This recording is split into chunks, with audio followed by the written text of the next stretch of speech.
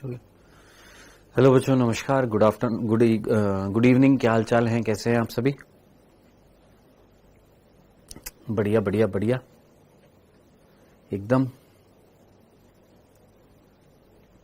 जी, बहुत बढ़िया।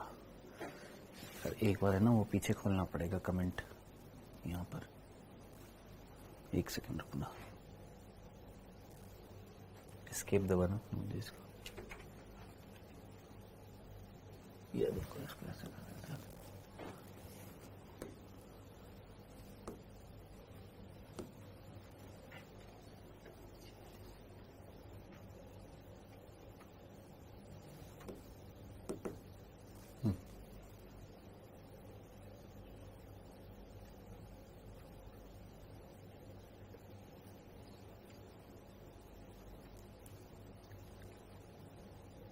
ठीक,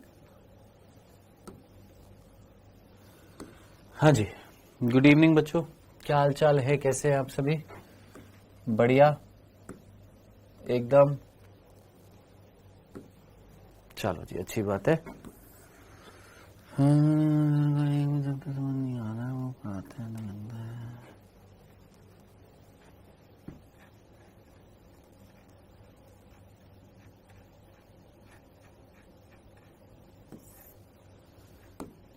हाँ जी, रीनीट का पेपर हार्ड था क्या? नहीं, वैसा ही था।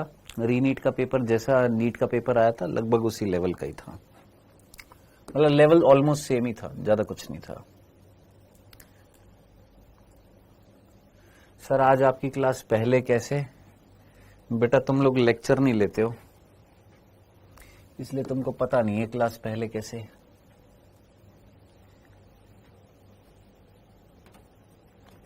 हाँ जी, ये बेटा आपके साथ ये ना, ये सौरभ मिकाले, ये आपके साथ इंटरनेट की प्रॉब्लम होगी। हाँ जी, चलो जी, कोई है बच्चे जिनके कल 600 से ज्यादा मार्क्स आए हैं? कोई है जिसके 600 से ज्यादा मार्क्स आ रहे हैं कल के टेस्ट में? प्रदीप बरोड़, मैंने देख लिया है ये चीज। 660, पूनम मिश्रा, ओके। हाँ सोनी, मुझे पता है, बायो में ये 2 क्वेश्चन जो थे। 660 पूनम मिश्रा, 620 अनीस खान, और N फॉर नेस्ट, ओके, जेब खान, डॉक्टर अमन ड्रॉप, राजेश सागर। अच्छी बात है, ट्राई करिएगा इस चीज को कंटिन्यू करने की। विक्रम चंद्रावंशी, तेरी तो मैं कुटाई करूंगा।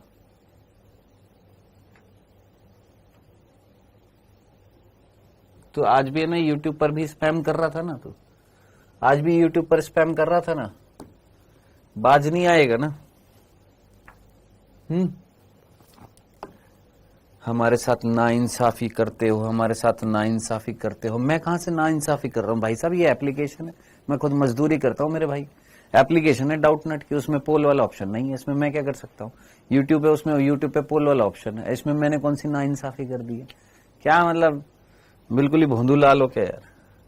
और लगातार वहां पे कंटिन्यूसली स्पैम किए जा रहा है, किए जा रहा है, किए जा रहा है, किए जा रहा है। Copy paste, copy paste, copy paste, copy paste. दे एक बार चेक करना, लक्ष्मण प्रजापति, एक बार चेक करना, आ गई है वो। बेटा इस वजह से होता है, 2 घंटे से ज्यादा की जब क्लास होती है तो वो पूरी कंप्लीट नहीं जाती। अब ये प्रॉब्लम नहीं आएगी, अब ये प्रॉब्लम नहीं आएगी, क्योंकि अब तो वैसे भी बायो की क्लास 2 घंटे से ज्यादा की नहीं होगी, ठीक है ना, तो ये प्रॉब्लम नहीं आएगी। चलिए, हम पढ़ रहे थे कोशिका चक्र, कोशिका विभाजन, ये हमारा अध्याय चल रहा था, जिसमें हम लोगों ने परिचय देख लिया था, कोशिका चक्र देख लिया था, समसूत्री विभाजन देख लिया था, समसूत्री विभाजन का महत्व देख लिया था। अब लास्ट टॉपिक बचा है जो बहुत इंपॉर्टेंट है, जिसका नाम है अर्धसूत्री विभाजन। यानी नेक्स्ट हम क्या पढ़ने वाले हैं? अर्धसूत्री विभाजन पढ़ने वाले। अर्धसूत्री विभाजन जो है, इसके बारे में मैंने आपको बहुत मेजर चीजें बताई थी। अगर आपको लेक्चर नंबर 3 अगर याद हो, लेक्चर नंबर 3 अगर आपको याद हो तो बहुत सारी चीजें मैंने आपको अर्धसूत्रीय विभाजन की बताई थी, याद करिए। अर्धसूत्रीय विभाजन में गुणसूत्रों की संख्या क्या हो जाती है, आधी हो जाती है। अर्धसूत्रीय विभाजन जब पूरा होता है तो 4 कोशिकाएं बनती है और चारों की चारों जो होती हैं वो कैसी होती है, अगुणित होती हैं। उन चारों कोशिकाओं में डीएनए की मात्रा कितनी होती है, सी। याद आ रहा है, ऐसा कुछ पढ़ाया था। जब अर्धसूत्री प्रथम होता है तो क्या हुआ, या जब हम बोलेंगे अर्धसूत्री विभाजन होता है तो गुणसूत्रों को तोड़ा नहीं जाता है पहले विभाजन में, दूसरे विभाजन में तोड़ा जाता है। दूसरा विभाजन समसूत्री के जैसा होता है। क्या ऐसी बातें बताई हैं या नहीं बताई हैं, जल्दी से। हाँ जी, विशाल खुशबू, मैं ऑलरेडी बता चुका हूं। वो 2 क्वेश्चन जो थे वो वाले, एक तो जिसमें पश्चिम पूर्व और पूर्व अवस्था वाला था वो मिस्टेक थी, उसका बोनस मार्क्स मिल जाएगा आपको, है ना। और एक और क्वेश्चन था जिसमें मिस्टेक थी बायो में। 2 क्वेश्चन थे ऐसे। चलिए आगे बढ़ने से पहले अर्धसूत्री विभाजन का एक छोटा सा एनिमेशन लेकर आया हूं। प्लीज इस एनिमेशन को देखिएगा ताकि आपको वो कुछ चीजें याद आ जाए, कुछ चीजें याद आ जाए कि हाँ हमने कुछ अर्धसूत्री विभाजन में कुछ ऐसी चीजें देखी थी या ऐसी चीजें सर ने हमें पढ़ाई थी। सर आवाज नहीं आ रही, आवाज आ रही है बेटा, इसको थोड़ा सा मनोज जी बड़ा करना एक बार यहां से साफ से। हाँ चल ठीक है, कुछ एक एनिमेशन टाइप का, एक वीडियो टाइप की है, जरा देखिएगा। और मियोसिस आपको दिख रहा होगा, मैं चला देता हूं। आवाज की कोई जरूरत है नहीं, आवाज चाहिए क्या आपको? आवाज भी चाहिए, इसकी आवाज भी चाहिए? नहीं, इसकी आवाज नहीं है, मतलब है, उसकी कोई जरूरत नहीं है, क्योंकि चलो तुमको आवाज भी सुना देते हैं। ये लो।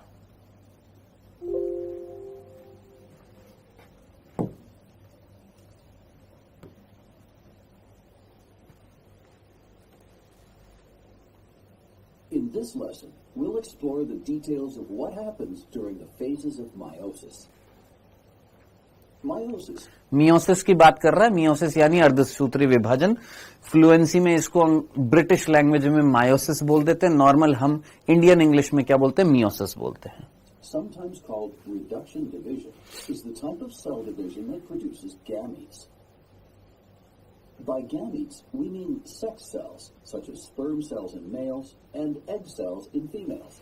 ये बोल रहा है अर्धसूत्री विभाजन एक ऐसा विभाजन होता है जिसमें गुणसूत्रों की मात्रा क्या हो जाती है, आधी हो जाती है। और ये हम किस लिए करते हैं, ताकि हम गैमेट्स बना सके। गैमेट्स यानी सेक्सुअल सेल्स, जैसे शुक्राणु, अंडाणु, इनका निर्माण कर सके।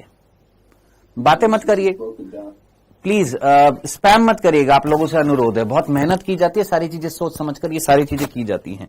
प्लीज बिल्कुल भी स्पैम मत करिएगा, बस ध्यान से देखते जाइएगा, ठीक है। आपको आवाज कम आ रही है, मैं माइक जो है इसके पास लगा देता हूं। कहां है इसका स्पीकर, यही है ना, लो जी।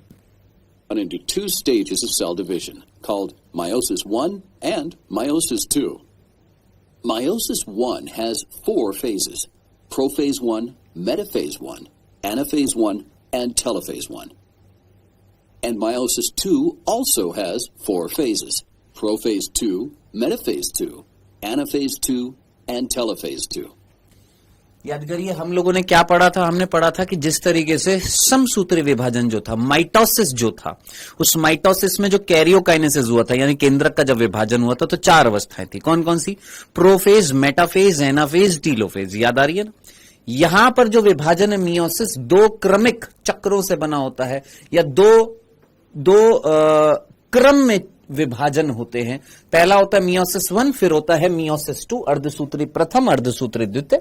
अर्धसूत्री प्रथम के अंदर केंद्रक का विभाजन जो होता है उसमें वापस से प्रोफेज 1 क्यों बोला जाता है, तो याद रखना क्योंकि ये किसका पार्ट है, मियोसिस 1 का पार्ट है, इसलिए हम क्या बोलते हैं, प्रोफेज 1, मेटाफेज 1, एनाफेज 1, टीलोफेज 1। इसी प्रकार जब मियोसिस 2 होएगा तो हम क्या बोलेंगे, prophase 2, metaphase 2, anaphase 2, telophase 2। Done. तो एक साथ साथ चीजें समझते भी जाना। अगर आपसे किसी प्रश्न में लिखा हुआ है प्रोफेज, सिर्फ प्रोफेज लिखा हुआ है, सिर्फ पूर्वावस्था लिखा हुआ है, पूर्वावस्था प्रथम या द्वितीय नहीं लिखा हुआ, तो इट मीन्स कौन सा विभाजन, माइटोसिस, समसूत्री। अगर लिखा हो प्रोफेज 1 यानी पूर्वावस्था 1, यानी किसकी बात कर रहा है, मियोसिस 1 की। अगर लिखा हुआ है पूर्वावस्था 2, इट मींस किसकी बात कर रहा है, मियोसिस 2 यानी अर्धसूत्री 2 की। डन, क्लियर है। तो ये चीज याद रखना कि सिर्फ प्रोफेज लिखा हुआ है, mitosis.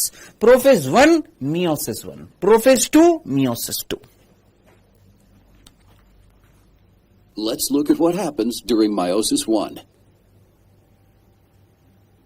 Prophase 1 starts with a diploid cell. Its chromatin contains 2 uncoiled, spread out sets of chromosomes, one from each parent. After the DNA in the chromatin replicates, it condenses into the more familiar X-shaped. ये बोल रहा है कि meiosis 1 जब start करना होता है तो मियोसिस 1 स्टार्ट करने से पहले, ये मियोसिस क्या है? विभाजन है। मैं आपसे प्रश्न पूछता हूं, आंसर दीजिएगा। विभाजन करने से पहले विभाजन की तैयारियां होती हैं। सोचो, विभाजन ये कौन है? मियोसिस क्या है? मियोसिस क्या है? अर्धसूत्री विभाजन ना। विभाजन करने से पहले एक कोशिका तैयार होती है ना, कि हां तैयारी करेंगे किस चीज की? विभाजन की। तो उस तैयारी में क्या क्या आता है?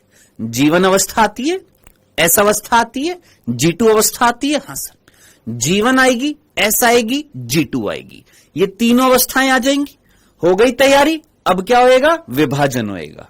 तो जरा सोचिए, एक कोशिका अगर अर्धसूत्री प्रथम विभाजन करना चाहती है तो अर्धसूत्री प्रथम करने से पहले उसकी तैयारी के लिए कितनी अवस्थाएं होंगी? 3, G1, S, G2।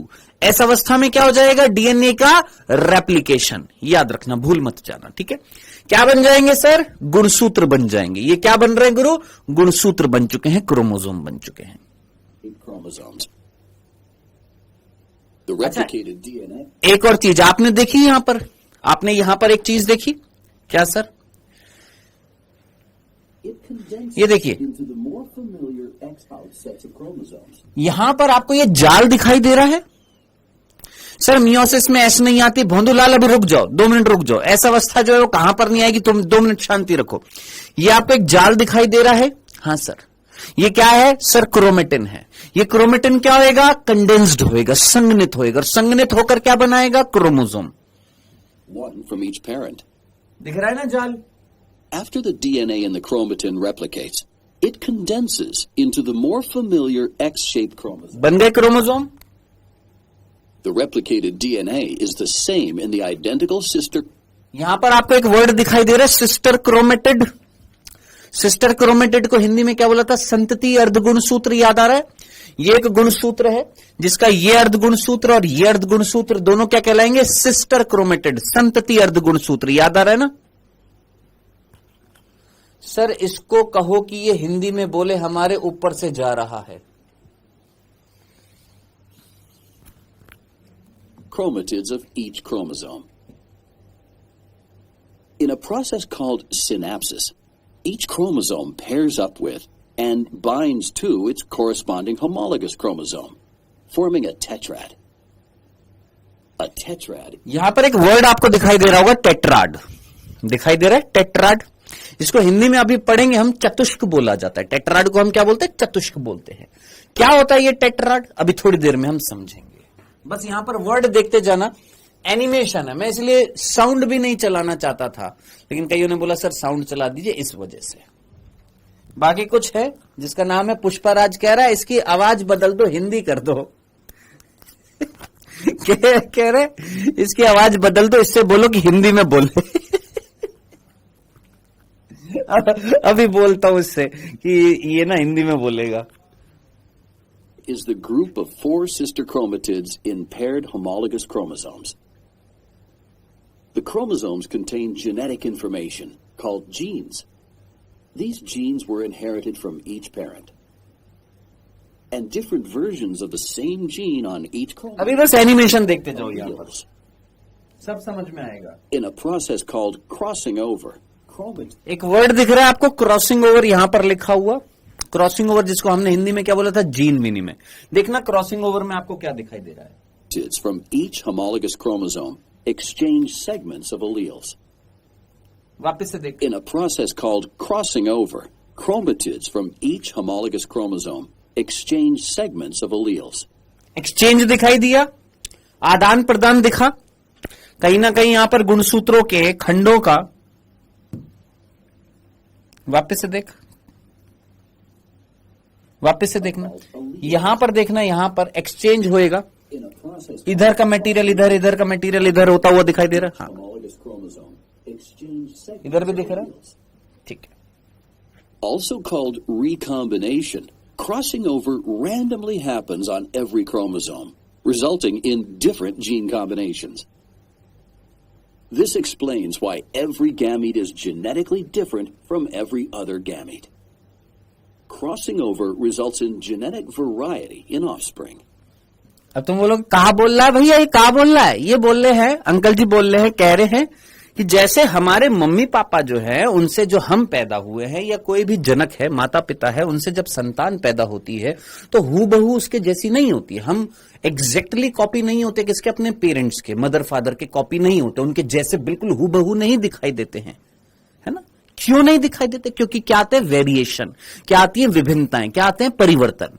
और वो परिवर्तन कौन सी प्रक्रिया में होते हैं? जो अभी अभी गई थी ना, क्रॉसिंग ओवर, जीन विनिमय। जीन विनिमय वो प्रक्रिया होती है जो क्या लेकर आती है? विभिन्नताएं, वेरिएशंस, परिवर्तन, चेंजेस। यही बता रहा है। Are different from their biological parents, as well as from their biological siblings. Continuing on with prophase 1. अब ये प्रोफेज 1 है, Disappears.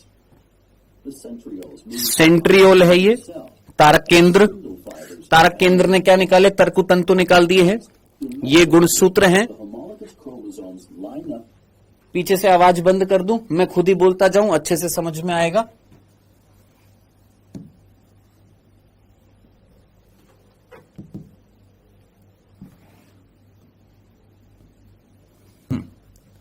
देखते जाइएगा यहां पर। ये देखिए, यहां से तर्कुतंतु गए और गुणसूत्रों से जुड़ चुके हैं।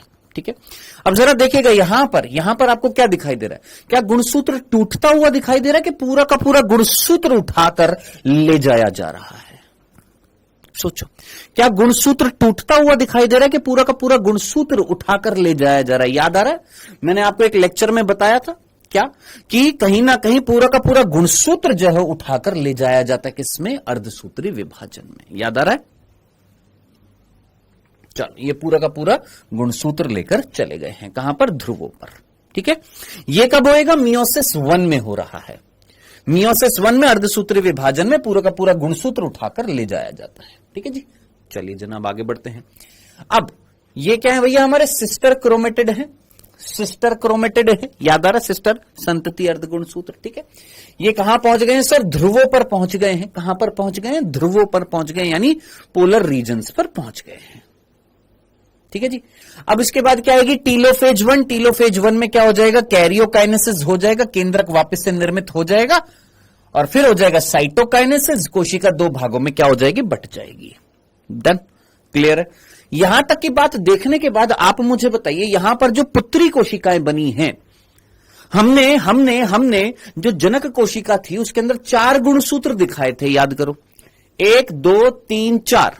अब जो पुत्री कोशिका बनी, उस पुत्री कोशिका के अंदर कितने गुणसूत्र है सर? इसके अंदर केवल 2 है, इसके अंदर केवल 2 है, यानी गुणसूत्रों की संख्या क्या हो गई है? आधी हो गई है। हाँ सर, लेकिन अब आप मुझे बताइएगा, सोच समझकर मुझे बताइएगा, यहां पर जो गुणसूत्र है क्या वो अर्ध गुणसूत्र है कि पूर्ण है? सर पूर्ण है, पूरे। 1 क्रोमेटिड वाला है कि 2 क्रोमेटिड वाले हैं? सर 2 क्रोमेटिड वाले। क्या यहां पर अब एस अवस्था की जरूरत है? याद करिए, बताया था आपको कि मियोसिस 1 जब कंप्लीट हो जाएगा, अर्धसूत्री प्रथम जब कंप्लीट हो जाएगा, क्या उसके बाद एस अवस्था की जरूरत है? क्या एस अवस्था होएगी? क्या डीएनए के रेप्लिकेशन की जरूरत है? नहीं सर, डीएनए के रेप्लिकेशन की जरूरत नहीं है। तो ये कोशिका फिर अब किस में जाती है? G1 और G2 अवस्था में जाती है, एस अवस्था नहीं होती है। चलिए, ये क्या बन गई? हमारी हैप्लॉइड सेल्स बन गई है, अगुणित कोशिकाएं बन चुकी हैं। ठीक है जी, आगे बढ़ो बढ़ो बढ़ो बढ़ो बढ़ो बढ़ो। अब क्या होएगा? मियोसिस सेकंड स्टार्ट होएगा। इन दोनों के अंदर क्या होएगा? Meiosis second. मियोसिस सेकंड में सबसे पहले प्रोफेज सेकंड, वापस सेम टू सेम चीज होगी। प्रोफेज सेकंड में क्या होएगा भैया कि ये जो क्रोमोसोम जो थे, ये जो हमारे कंडेंस्ड क्रोमोसोम जो है वापस से बनेंगे। ये तारक केंद्र कहां पर चले जाएंगे? विपरीत ध्रुवों पर चले गए हैं, तर्कुतंतु निकाल दिए हैं। मेटाफेज सेकंड आएगी, ये सारे के सारे गुणसूत्र एक रेखा में लग जाएंगे, एक लाइन में लग जाएंगे। फिर उसके बाद एनाफेज सेकंड आएगी, इनको क्या कर दिया जाए? तोड़ दिया जाएगा। अब जरा सोचिए, इस अवस्था में आपको क्या गुणसूत्र टूटता हुआ दिखाई दे रहा है? हाँ सर, देख लो, आप खुद देख लो, क्या इस अवस्था में आपको गुणसूत्र टूटता हुआ दिखाई दे रहा है? गुणसूत्र टूटता हुआ दिखाई दे रहा है? हाँ सर। क्या यहां पर इस एनाफेज 1 में, ये जो एनाफेज 1 जो थी, क्या यहां पर गुणसूत्र टूटा था कि पूरा का पूरा उठाकर ले जाया गया था? सर पूरा का पूरा उठाकर हम ले गए थे, लेकिन इस एनाफेज सेकंड में हम क्या करते हैं, गुणसूत्र को क्या करते हैं, गुरु तोड़ देते हैं, गुणसूत्र बिंदु टूट जाता है। ठीक है जनाब। अब ये क्या जा रहे हैं सर, अर्ध गुणसूत्र जा रहे हैं, अर्ध गुणसूत्र जा रहे हैं। ठीक है जी, चलिए जी, ये हो गई हमारी एनाफेज सेकंड। अब इसके बाद टीलोफेज, टीलोफेज में वापस से केंद्र का आवरण बन जाएगा और भैया यहां पर टोटल 4 कोशिका ये बन जाएंगी फाइनली। अब ये 4 कोशिका जो बनी है, इन 4 कोशिकाओं में अगर मैं तुलना करूं, दिमाग लगाइए, तुलना करूं, तो खुद सोचिए यहां पर इस कोशिका के अंदर 2 गुणसूत्र, इसमें भी 2 हैं, 2 हैं, 2 हैं, गुणसूत्र कहलाएगा, ये भी गुणसूत्र कहलाएगा, ये भी, लेकिन ये पूर्ण नहीं है, ये अर्ध गुणसूत्र है। क्लियर है? तो ये अर्धसूत्री सेकंड जो होता है वो किसके जैसा होता है, समसूत्री के जैसा होता है। ये इतना सा छोटा सा टाइप का ये एनिमेशन दिखाना था, बाकी इसके आगे ऐसा कुछ है नहीं। मेन जो चीज जो थी वो मैंने आपको बता दी है, बाकी ये चीजें लिखी हुई हैं कि किस किस चीज के लिए होता है, बाकी कुछ नहीं है। चलो बढ़े आगे, स्टार्ट करें पढ़ना। सर मियोसिस में हैप्लॉइड सेल बनते हैं, फिर से डिवीजन कैसे हो जाता है, कौन सा डिवीजन ये राठौड़? अगर हैप्लॉइड सेल बन गई हैं तो वो हैप्लॉइड सेल को अगर डिवाइड करना है तो वो केवल समसूत्री से डिवाइड कर सकती है, अर्धसूत्री से नहीं। आइए कुछ कुछ चीजें हम पढ़ते हैं। यहां पर हम क्या पढ़ने वाले हैं, अर्धसूत्री विभाजन। अर्धसूत्री विभाजन में ये हमारी एनसीईआरटी लिखी हुई है, बहुत सारी चीजें लिखी हुई है भैया, हमारी एनसीईआरटी में बहुत कुछ लिखा हुआ, सब कुछ पढ़ेंगे, सारी चीजें पढ़ेंगे। आइएगा अर्धसूत्री विभाजन, बिंदु दर बिंदु चीजें पढ़ेंगे। सबसे पहला अर्धसूत्री विभाजन को अगर हम पढ़ते हैं तो सबसे पहली चीज जो है वो समझने के लिए मैं आपसे ना 2 चीजें पूछने वाला हूं, आराम से सुनिएगा। सर गुरुजी संगनित संगनन का मतलब एक ही होता है? यस बेटा, एक ही चीज है। कंडेंसेशन का मतलब कंडेंस्ड कर देना। ठीक है, ध्यान से सुनना, मजा आ गया ना, चीजें फील हुई ना। अब देख, ये जो तूने चीजें देखी हैं तेरे को अच्छी लगी, लगा ना अच्छा। अब जब तू पढ़ लेगा पूरा अर्धसूत्री, फिर मैं तेरे को वापस से दिखाऊंगा, तू कहेगा आहा सर मजा ही आ गया, अब तो कंसेप्ट बिल्कुल क्लियर हो गए।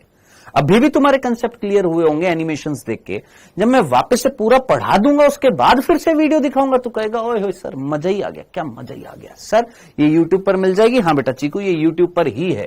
मैंने भी जो तेरे को दिखाई है वो यूट्यूब पर ही है, उसी यूट्यूब पर आप डाल सकते हैं। यूट्यूब पर जस्ट इतना सा डालना, क्या, मियोसिस एनिमेशन, यूट्यूब पर डालना मियोसिस एनिमेशन, जिसमें ये वाली वीडियो शायद फर्स्ट वीडियो दिख जाएगी आपको। डन, चले आगे बढ़े। सर इसी प्रकार का एनिमेशन लाया करो ना सर, समझ में आ जाता है। कौन है? शुभम कुर्मी। तेरा दिमाग वैसे ही हल्का है, बिना एनिमेशन के तेरे को कोई चीज समझ में नहीं आती होगी, है ना? एनिमेशन लाओ, एनिमेशन से चीज हमको समझ में आती है। आजा इधर आजा।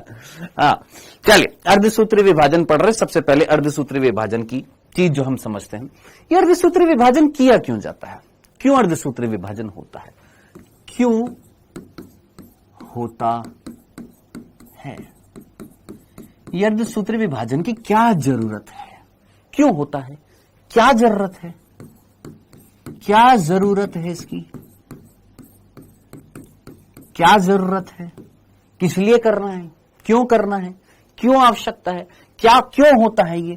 तो ये कई सारे दिमाग में प्रश्न आते हैं कि सर हमने समसूत्री विभाजन इसलिए किया था, क्यों किया था। याद कर, जब हमने समसूत्री विभाजन पढ़ लिया था तो हमने उसके महत्व पढ़े थे कि समसूत्री विभाजन क्यों किया जाता है, किस लिए किया जाता है। सोचो, 4 रीजन हमने पढ़े थे, याद करिए। लास्ट लेक्चर में हमने पढ़ा था परसों के कि समसूत्री विभाजन किस लिए किया जाता है, ताकि वृद्धि हो सके, ताकि मरम्मत हो सके, ताकि कोशिका और केंद्रक का अनुपात बराबर रह सके, है ना।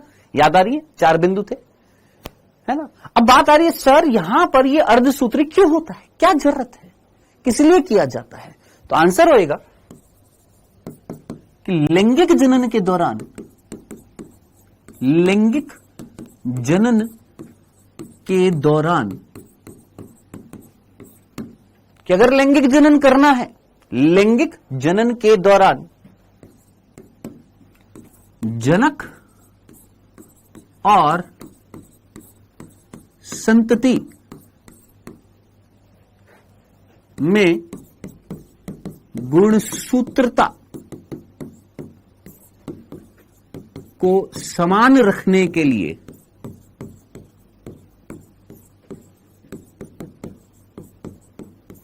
किया जाता है।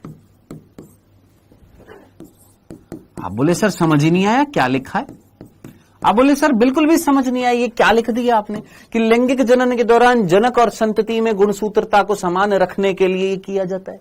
सर इधर तो हम बोलते हैं कि भैया अर्धसूत्री विभाजन में गुणसूत्रों की संख्या आधी हो जाती है, आप इधर रख रहे हो कि समान रखना है। ये कैसे सर, ये समझ में नहीं आई आपकी बात। एक तरफ हम बोलते हैं कि भैया अर्धसूत्री विभाजन से क्या होता है, गुणसूत्रों की संख्या आधी हो जाती है। एक तरफ आप बोल रहे हो कि भैया ये इसलिए किया जाता है ताकि गुणसूत्रता जो है वो समान रहे। बड़ा कंफ्यूजिंग है। मैंने कहा आइए समझते हैं। मैंने बोला ये है मम्मी, ये है पापा। मम्मी है वो भी द्विगुणित है, यानी मम्मी की जो सेल्स हैं, बॉडी की सेल्स है, द्विगुणित है। पापा जो है उनकी बॉडी की सेल्स भी कैसी है, द्विगुणित है। अब हम चाहते हैं कि इन दोनों से जो बच्चा पैदा हो, हम चाहते हैं इन दोनों से जो बच्चा पैदा हो वो भी कैसा हो सर, द्विगुणित हो। यही ना, यही ना हम कह रहे हैं कि मम्मी जो है वो द्विगुणित है, पापा जो है द्विगुणित है, और इनसे जो बच्चा पैदा हो वो भी कैसा हो, द्विगुणित पैदा हो। अब लॉजिकली जरा सोचिए, दिमाग लगाइए, अगर मैं द्विगुणित और द्विगुणित से अगर मैं द्विगुणित चाहता हूं तो सोचिए, अगर मैं समसूत्री विभाजन कराता यहां से, जस्ट इमेजिन, कौन सा विभाजन कराता सर, समसूत्री विभाजन कराता, और मैं चाहता हूं कि समसूत्री विभाजन कराकर युग्मकों का निर्माण करूं। मान लो यहां पर युग्मक बनता, ये युग्मक बनता, तो ये युग्मक कैसे होते सर, ये युग्मक तो द्विगुणित होते। मैंने कहा क्यों, क्योंकि विभाजन आप करा रहे हो समसूत्री, और अगर इन युग्मकों का संलयन होता तो बच्चा 2n हो पाता कि 4n होता सर, वो तो 4n होता, चतुर्थ गुणित होता, चतुर्थ गुणित होता। तो भैया कुल मिलाकर अगर हमें यहां पर बच्चा चाहिए 2n, तो हमें कहीं ना कहीं जो युग्मक बनाने हैं उन युग्मकों में गुणसूत्रता क्या करनी पड़ेगी सर, आधी करनी पड़ेगी। आधी अगर करनी पड़ेगी तभी पॉसिबल है कि बच्चा जो है उसकी भी गुणसूत्रता क्या रहे, मां बाप के जैसी रहे। तो उसके लिए हमें समसूत्री नहीं अर्धसूत्री विभाजन करना पड़ेगा।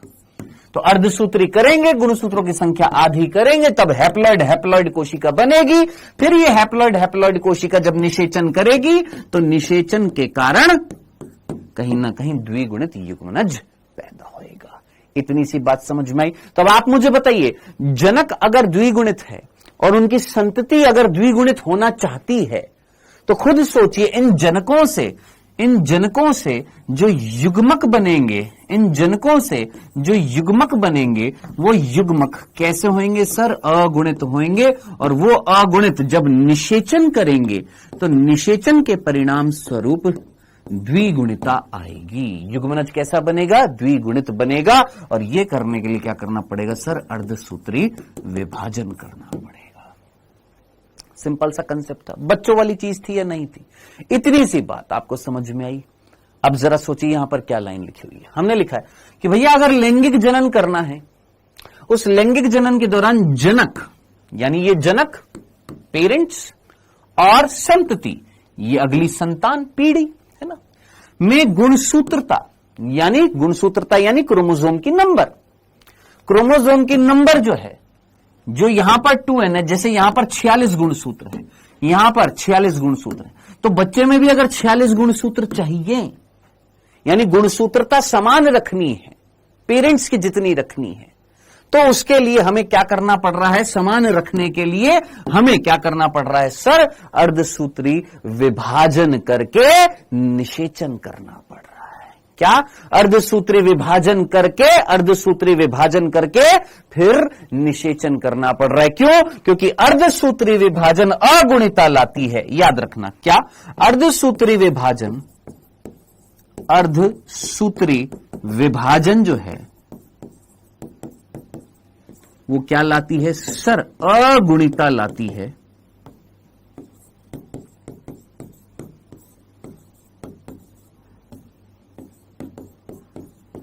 और निषेचन जो है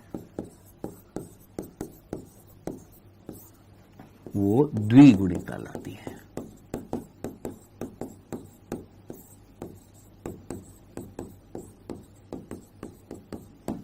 अर्धसूत्री विभाजन क्या लाती है? अगुणिता लाती है। और निषेचन जो है वो क्या लेकर आती है? द्विगुणिता लेकर आती है। तो अब आप खुद देख लीजिए, आपके सामने सिंपल सी चीज मैंने बनाकर आपको बताई। मैंने बोला एक व्यक्ति है, मान लो ये नर है, ये मादा है, मान लो एक फीमेल है और ये एक मेल है, ठीक है। इसके शरीर की कोशिका कैसी है? द्विगुणित है। मान लो मनुष्य की बात करते हैं तो द्विगुणित गुणसूत्रों की संख्या हमारे अंदर कितनी होती है? 46 होती है। हाँ सर। तो फीमेल में जो द्विगुणित कोशिका, उनकी कोशिका के अंदर गुणसूत्रों की संख्या 46। मेल के अंदर जो कोशिकाएं द्विगुणित, उनमें भी कितने? 46। डन। अब मैंने बोला जो बच्चा पैदा होने वाला है वो बच्चा भी कैसा होना चाहिए? सर द्विगुणित होना चाहिए, उसके अंदर 46 क्रोमोसोम होने चाहिए। ये कब पॉसिबल हो पाएगा? अगर हम यहां पर अर्धसूत्री की जगह अगर समसूत्री कर देते तो युग्मक कैसे बनते? द्विगुणित द्विगुणित, और दोनों को जोड़कर हम क्या बना देते? सर चतुर्थ गुणित युग्मनज, जो पॉसिबल नहीं है। क्यों? क्योंकि हमेशा युग्मक कैसे होते हैं? अगुणित होते हैं, और युग्मनज हमेशा कैसा होता है? द्विगुणित होता है। तो हमें क्या करना पड़ेगा गुरु? अर्धसूत्री विभाजन करना पड़ेगा। तो अर्धसूत्री विभाजन क्या लेकर आ रहा है? इस अर्धसूत्री विभाजन से क्या अगुणिता आ रही है? सोच, द्विगुणिता से अगुणिता आ रही है, द्विगुणिता से अगुणिता आ रही है। तो हमने क्या बोला? अर्धसूत्री विभाजन क्या लेकर आता है? अगुणिता, हैप्लॉइडी लेकर आता है, हैप्लॉइड सेल्स बनाता है, अगुणित कोशिका बनाता है। हाँ सर, अगुणित कोशिका। अब इन अगुणित कोशिका को जोड़ूंगा तभी तो द्विगुणित बनेगा। अब मैं इन अगुणित कोशिकाओं को अगर मैं जोड़ूंगा तभी तो द्विगुणित बच्चा पैदा होएगा। तो हमें क्या कराना पड़ेगा? सर निषेचन कराना पड़ेगा, यानी फर्टिलाइजेशन कराना पड़ेगा, निषेचन कराना पड़ेगा, तभी तो क्या आएगी? द्विगुणिता आएगी। हाँ जी, क्लियर है? यहां तक की बात समझ में आ गई है? कोई कंफ्यूजन तो नहीं था? ठीक है। अब जो एग्जाम्पल मैंने तेरे को यहां पर बताया था या यहां पर बताया था, ठीक है, अब मैं एक दूसरी चीज बताने वाला हूं, प्लीज उसको ध्यान से देखना।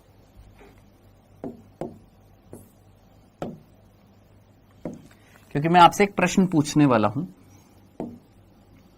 सोच समझकर मुझे बताना। मैंने बोला एक नर है, एक मादा है, दोनों का शरीर जो है 2n है। क्या बोला हमने? शरीर जो है वो शरीर की कोशिका कैसी है? 2n है। ठीक है, हमने बोला ये शरीर है।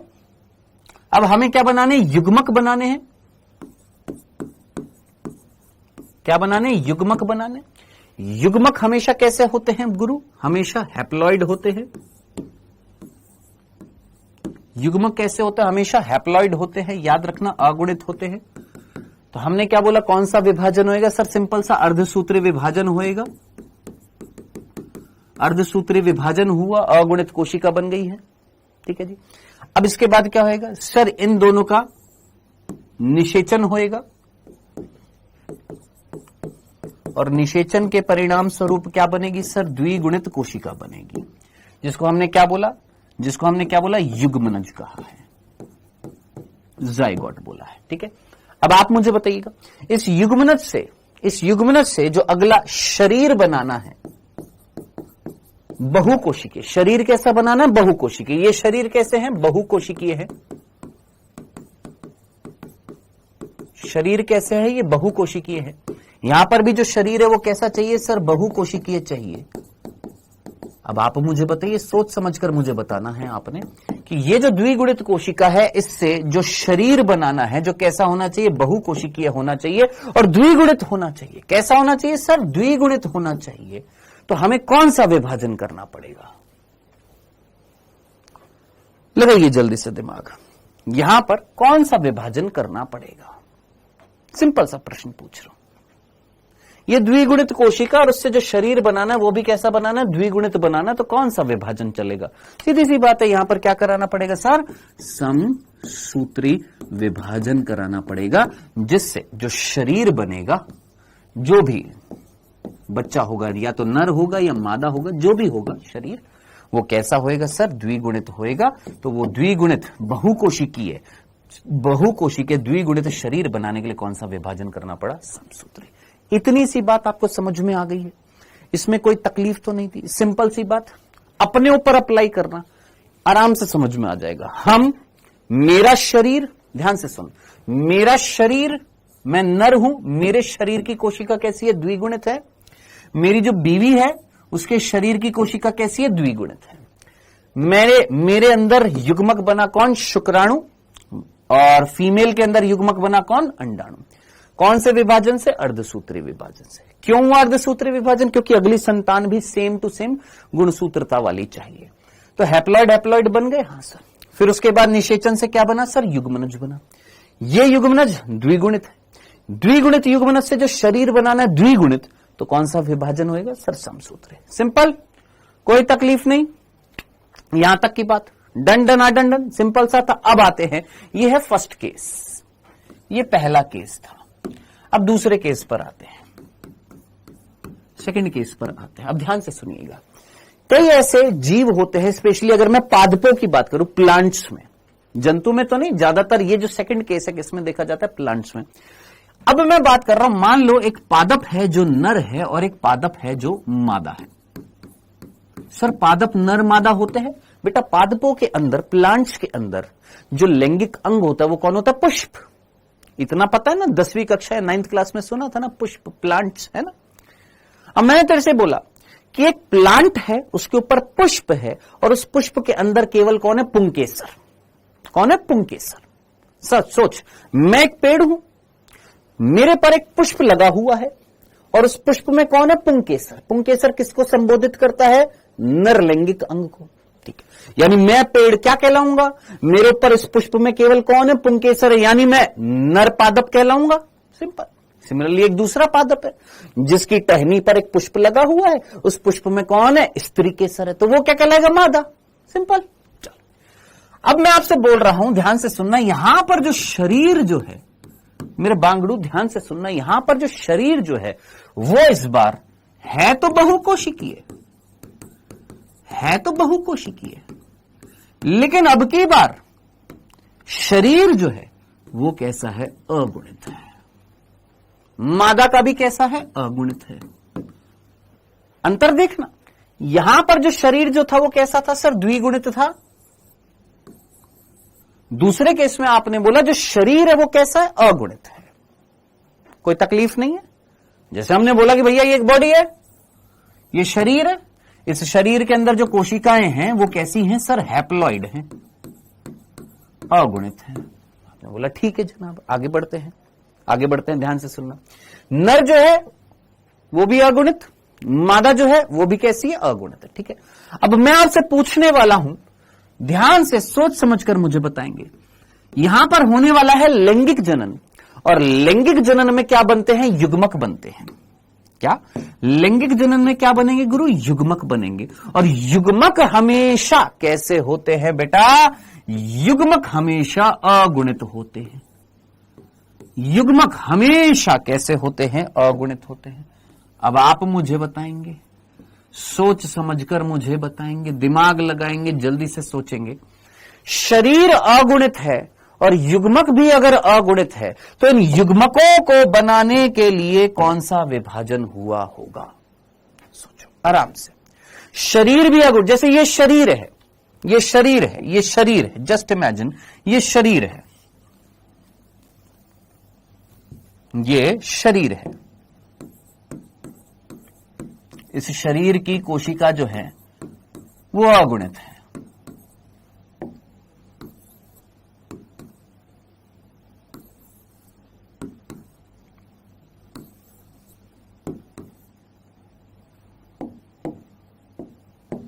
मैंने बोला मान ले बेटा ये एक शरीर है, एक बॉडी है, और इस बॉडी की जो सेल्स हैं वो कैसी हैं? अगुणित है।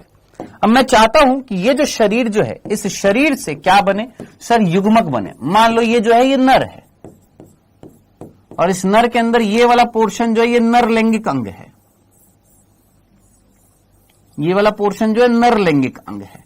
अब नर लैंगिक अंग के अंदर जो कोशिकाएं हैं वो अगुणित है, और हम जो युग्मक बनाना चाहते हैं वो भी कैसा बनाना चाहते हैं? अगुणित बनाना चाहते हैं। तो कौन सा विभाजन होगा? आप सीधा बोलेंगे सर समसूत्री विभाजन। थोड़ा खुद कॉमन सेंस लगे। शरीर की कोशिका अगुणित, युग्मक भी अगुणित, अगुणित अगुणित बनाने के लिए कौन सा विभाजन करेगा सर? समसूत्री। सिंपल। चलो अब आगे बढ़ते हैं। अब समसूत्री विभाजन करने के बाद ऑब्वियस सी बात है क्या होएगा गुरु, निषेचन होएगा। और निषेचन जब होएगा तो सर युग्मनज कैसा बनेगा सर, द्विगुणित बनेगा। युग्मनज कैसा बनेगा, द्विगुणित बनेगा। अब इतनी सी बात देखने के बाद, समझने के बाद एक चीज जिंदगी में आपने कभी नहीं भूलनी है, और वो क्या, वो क्या हमेशा याद रखना है आपने, भूलना नहीं है, हमेशा याद रखना है आपने।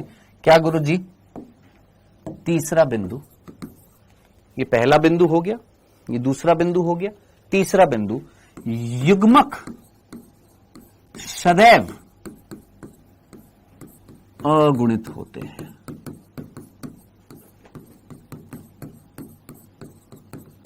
चाहे शरीर द्विगुणित हो, चाहे शरीर अगुणित हो, युग्मक हमेशा अगुणित मिलेंगे।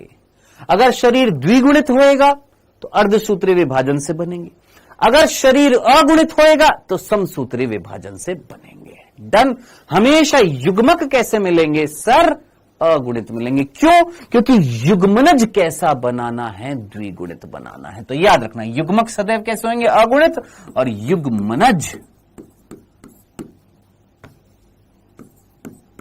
युग्मनज सदैव कैसा होएगा, द्विगुणित।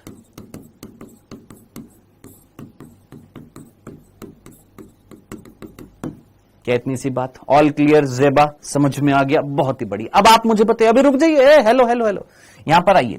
युग्मनज बना दिया, हाँ सर। यहां पर भी युग्मनज बना दिया था, हाँ जी सर।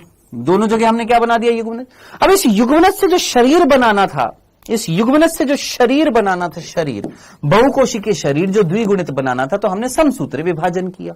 अब आप मुझे बताइए, ये निषेचन होने के बाद जो युग्मनज बन गया, अब हमें बनाना शरीर मेरे भाई, हमें बनाना शरीर। हाँ सर। और शरीर जो है वो कैसा होना चाहिए सर, अगुणित होना चाहिए। क्यों सर? क्योंकि मम्मी पापा अगुणित थे। अरे खुद सोच, मम्मी पापा कैसे हैं सर, मम्मी पापा अगुणित है। मम्मी पापा कैसे हैं सर, मदर फादर कैसे हैं, अगुणित है। इनका शरीर कैसा है, बहुकोशिकीय है और कैसा, अगुणित है। अब हमें जो संतान, अगली पीढ़ी जो लेकर आनी है, इसको मैं बोल देता हूं पीढ़ी 1। यहां पर भी लिख देता हूं पीढ़ी 1। यहां पर जो पीढ़ी फर्स्ट जो थी, जो हम लेकर आए थे, चाहे वो नर हो, मादा हो, बहुकोशिकीय, 2n लाना था, तो हमने समसूत्री करा दिया। अब यहां पर जो पीढ़ी 1, जिसका शरीर कैसा होना चाहिए, अगुणित होना चाहिए। क्यों? क्योंकि माता पिता भी कैसे हैं, अगुणित है। तो कौन सा विभाजन होएगा? तुमने सबने बिल्कुल करेक्ट आंसर दे दिया है सर। कौन सा विभाजन होएगा? दिमाग लगाओ, सोचो कौन सा विभाजन होएगा, दिमाग लगाओ। हमें एक द्विगुणित युग्मनज से शरीर बनाना, और शरीर बनाना बहुकोशिकीय। तो देखते हैं कौन सा बच्चा यहां पर दिमाग लगाकर आंसर देगा। बताओ कौन सा विभाजन होएगा। Well done Tushar Tamrakar, very good, बहुत बढ़िया। बताइए कौन सा विभाजन होएगा? आप बोलेंगे सर अर्धसूत्री। मैंने कहा बहुत बढ़िया। कौन सा विभाजन होएगा गुरु? अर्धसूत्री। अब आप मुझे बताइए, एक अर्धसूत्री विभाजन होने के बाद में कितनी कोशिकाएं बनती हैं? 4 बनती हैं। कैसी बनती हैं सर? अगुणित बनेंगी। बना दी, 4 अगुणित कोशिका बना दी, हां सर। अर्धसूत्री विभाजन कर दिया, हां सर। लेकिन ये तो सिर्फ 4 सेल बनी है, ये तो सिर्फ 4 कोशिका बनी है, और चारों की चारों कैसी हैं सर? अगुणित है। हमें चाहिए थी बहुत सारी कोशिका, क्योंकि शरीर जो है बहुत सारी कोशिकाओं से बना हुआ है, और सारी की सारी कोशिका अगुणित होनी चाहिए। गुरु ये तो सिर्फ 4 बनी है। अब मुझे बता, क्या इन चारों में वापस से अर्धसूत्री कराऊं? क्या ये चारों में फिर से अर्धसूत्री होगा कि समसूत्री होएगा? सर समसूत्री होएगा। यानी अब इनमें कौन सा विभाजन होएगा सर? समसूत्री विभाजन होएगा, जिससे क्या बनेगा सर? बहुकोशिकीय शरीर बनेगा, जो कैसा होएगा सर? अगुणित होएगा। बोलिए जनाब, क्या ये सारी की सारी कंडीशंस, फर्स्ट और सेकंड दोनों टाइप की कंडीशन आपको 100% क्लियर हो गई है? डंडना डंडन वापस से नहीं बताऊंगा दोस्त। मजा आ गया अरुण? बहुत बढ़िया, वेरी गुड, गजब। हाँ जी, चल। तो यहां तक की जो चीज समझानी थी, आशा करते हैं आपको ये सारी की सारी चीज समझ में आ गई होगी। आगे बढ़ते हैं बेटा। यहां पर कितने बिंदु हो चुके हैं हमारे? 3 बिंदु हो चुके हैं। अब चौथे बिंदु पर बढ़ते हैं, और चौथा बिंदु है कि सर अर्धसूत्री विभाजन में डीएनए का रेप्लिकेशन कितनी बार होता है और विभाजन कितनी बार होता है। ध्यान से सुनना प्लीज, मैं यहां पर एक डायग्राम बना रहा हूं, प्लीज उस डायग्राम पर फुल कंसंट्रेशन के साथ में देखना। एक चीज मैं यहां पर अर्धसूत्री विभाजन कराने वाला हूं एक कोशिका में, जस्ट सुनना। मान लो ये एक कोशिका है जिसके अंदर हम अर्धसूत्री विभाजन कराने वाले हैं। पहली बात तो ये बताइए, ये कोशिका अगुणित होगी कि द्विगुणित होगी? सर सिंपल सी बात है, कई बार ये चीज समझ में आ चुकी है। ये कोशिका कैसी होगी सर? द्विगुणित होगी, जिसमें हम क्या कराने वाले हैं? अर्धसूत्री विभाजन कराने वाले हैं। मैंने कहा बहुत बढ़िया, बहुत बढ़िया। पहला प्रश्न जल्दी से मुझे बताइए, अर्धसूत्री अगर विभाजन कराना है इस कोशिका के अंदर तो आप मुझे आंसर देंगे, क्या ये कोशिका तैयारी करके आई होगी? सोचो, मैं एक सिंपल सी बात तुमसे पूछ रहा हूं, अगर आपको इस कोशिका में विभाजन कराना है तो विभाजन कराने से पहले क्या ये कोशिका तैयारी वैयारी कर आई होगी कि हाँ भैया हमको तैयार होना है, हमको विभाजन के लिए जाना है ना, तैयारी करके आई है? हाँ सर।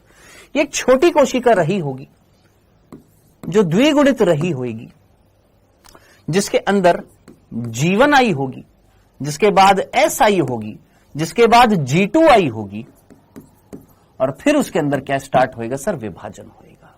ठीक है, तो आप मुझे बताइए, अर्धसूत्री अगर आपको विभाजन कराना है, अर्धसूत्री अगर विभाजन कराना है, मियोसिस अगर विभाजन कराना है, तो विभाजन कराने से पहले कोशिका क्या एस अवस्था से गुजरकर आई है या नहीं?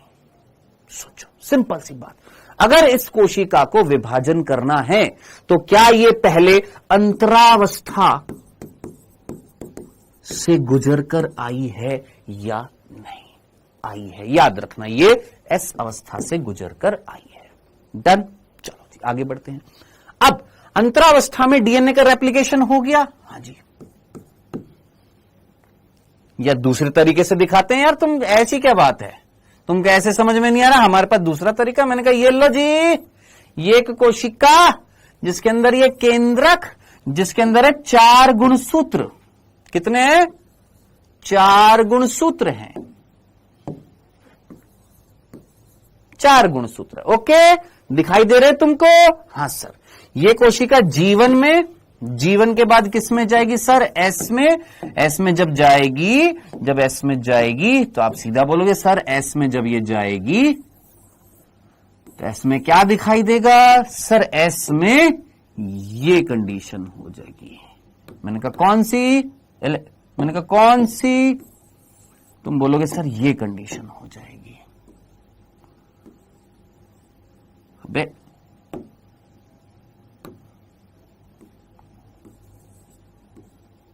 कहा भी ऐसे बना देते हैं।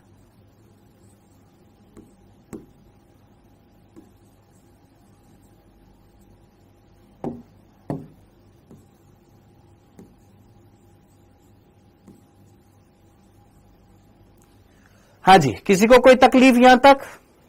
कोई कंफ्यूजन तो नहीं है? 4 गुणसूत्र तेरे को यहां पर दिख रहे हैं? हाँ सर, 4 गुणसूत्र हैं। यानी डिप्लॉयड नंबर ऑफ क्रोमोसोम कितनी है सर? 4 है। ठीक है, मान लो ये 4 गुणसूत्र का जो डीएनए की मात्रा है, ध्यान से देखता जाए, एक ही बार में समझाऊंगा, बार बार नहीं समझाऊंगा। डीएनए की मात्रा पहले भी बताया हुआ है, फिर से बता रहा हूं क्योंकि अर्धसूत्री पढ़ रहे। डीएनए की मात्रा मान लो 4 पिकोग्राम है। कितनी है सर? 4 पिकोग्राम है। ठीक है, अभी प्रश्न पूछूंगा। यहां पर ये एक कोशिका जो कैसी है सर? द्विगुणित है। द्विगुणित का मतलब जिसमें 2 सेट मिलेंगे, ये मिलकर एक सेट, ये मिलकर एक सेट। टोटल कितने सेट हैं सर? 2 सेट हैं।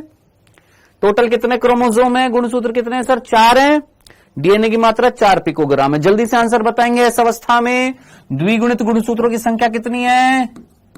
फटाफट, द्विगुणित गुणसूत्रों की संख्या कितनी है और डीएनए की मात्रा कितनी है? जल्दी से, डीएनए की मात्रा कितनी है? जल्दी से फटाफट बताएंगे। डीएनए की मात्रा कितनी है? गुणसूत्रों की संख्या कितनी है? हाँ जी, गुणसूत्रों की संख्या कितनी हो जाएगी? बालक कह रहे हैं सर 8 हो जाएगी। गुणसूत्रों की मात्रा कितनी हो जाएगी? 8 हो जाएगी। और डीएनए की मात्रा कितनी हो जाएगी? 4 हो जाएगी, है ना? कितने बच्चे हैं जिनको ये चीज समझ में नहीं आई? कोई है जिसको ये चीज समझ में नहीं आई? जिसको ये चीज समझ में नहीं आई कृपया करके थोड़ा सा पानी मुंह पर डालें, क्लास को बंद कर दें और फिर चैप्टर को स्टार्टिंग से पढ़ना स्टार्ट करें। अभी के अभी। सच्ची कह रहे हैं? सच्ची कह रहे हैं? बिल्कुल। हाँ जी, डन। जीवन से ऐसी अवस्था में गुणसूत्रों की संख्या समान रहती है।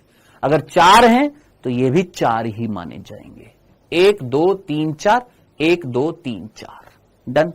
लेकिन मात्रा बढ़ गई है, यहां पर 4 पिकोग्राम था तो यहां पर 8 पिकोग्राम है। ठीक है, इसको हम संबोधित करते हैं किससे? 2C से मान लेते हैं, तो ये क्या हो गया? 4C हो गया, यानी दुगना हो जाएगा। क्लियर? कोई तकलीफ नहीं है। सेम टू सेम इसके बाद में क्या आएगी सर? एस अवस्था आएगी। और सॉरी, इसके बाद में क्या आएगी? G2 अवस्था। हाँ सर, G2 अवस्था में सेम टू सेम चीज रहेगी। मैंने ऑलरेडी बता दिया है बेटा, वो वाला ऑप्शन जो था वो सही है दोस्त, पूर्व अवस्था वाला। सेम टू सेम चीज रहेगी सर G2 अवस्था में, कोई चेंज नहीं है। G2 के बाद क्या आएगा सर? अब इस G2 के बाद क्या आएगा? विभाजन होएगा। क्या आएगा? विभाजन होएगा। सर आप तो कहे थे कि ऐसा अवस्था नहीं आती। कौन है ये? यूरोलॉजिस्ट रिंकू। पिछले साल इसने नाम रखा था न्यूरोलॉजिस्ट, उससे पिछले साल शायद नाम रखा था कार्डियोलॉजिस्ट, या एक ही साल में 2 बार नाम बदले। लेकिन नाम बदलने से कुछ दिमाग में कुछ परिवर्तन नहीं हुआ, क्योंकि दिमाग नहीं चला पा रहा है। चाहे यूरोलॉजिस्ट बन जाता, न्यूरोलॉजिस्ट बन जाता, कार्डियोलॉजिस्ट बन जाता, दिमाग नहीं चला पाएंगे हम सब। अभी अभी तेरे को बताया एक कोशिका। अरे सोच, तेरे को कोशिका चक्र याद आ रहा है?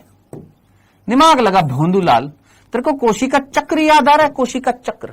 हाँ सर, एक कोशिका चक्र में विभाजन था। हाँ सर, एक कोशिका को अगर विभाजन करना है, ये नई कोशिका बनी है, इस कोशिका को अगर विभाजन करना है, इस कोशिका को अगर विभाजन करना है, ये नई कोशिका को क्या विभाजन करना है, तो पहले किस से गुजरना पड़ता है सर? G1 से, S से, G2 से।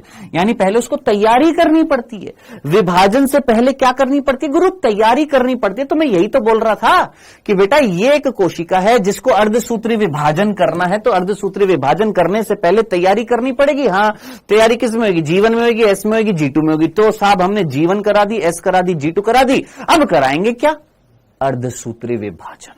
ठीक है, अब होएगा क्या? अर्धसूत्री विभाजन। सर आपने बोला था ऐसा अवस्था नहीं होगी। अरे रुक तो सही, ऐसा अवस्था कहां नहीं होएगी? ये तो सोच, कब बोला था ऐसा अवस्था कब नहीं होएगी?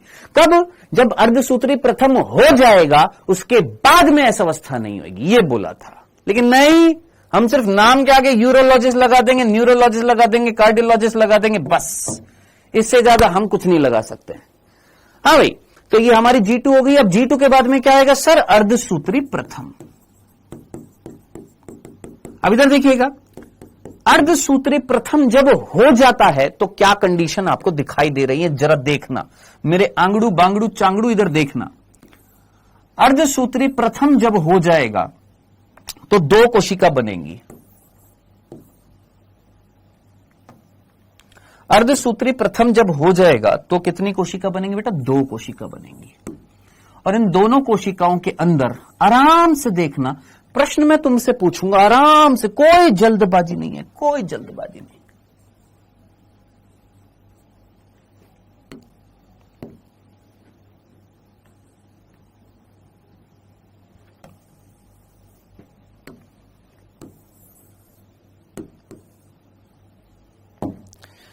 बताओ मेरे भाई,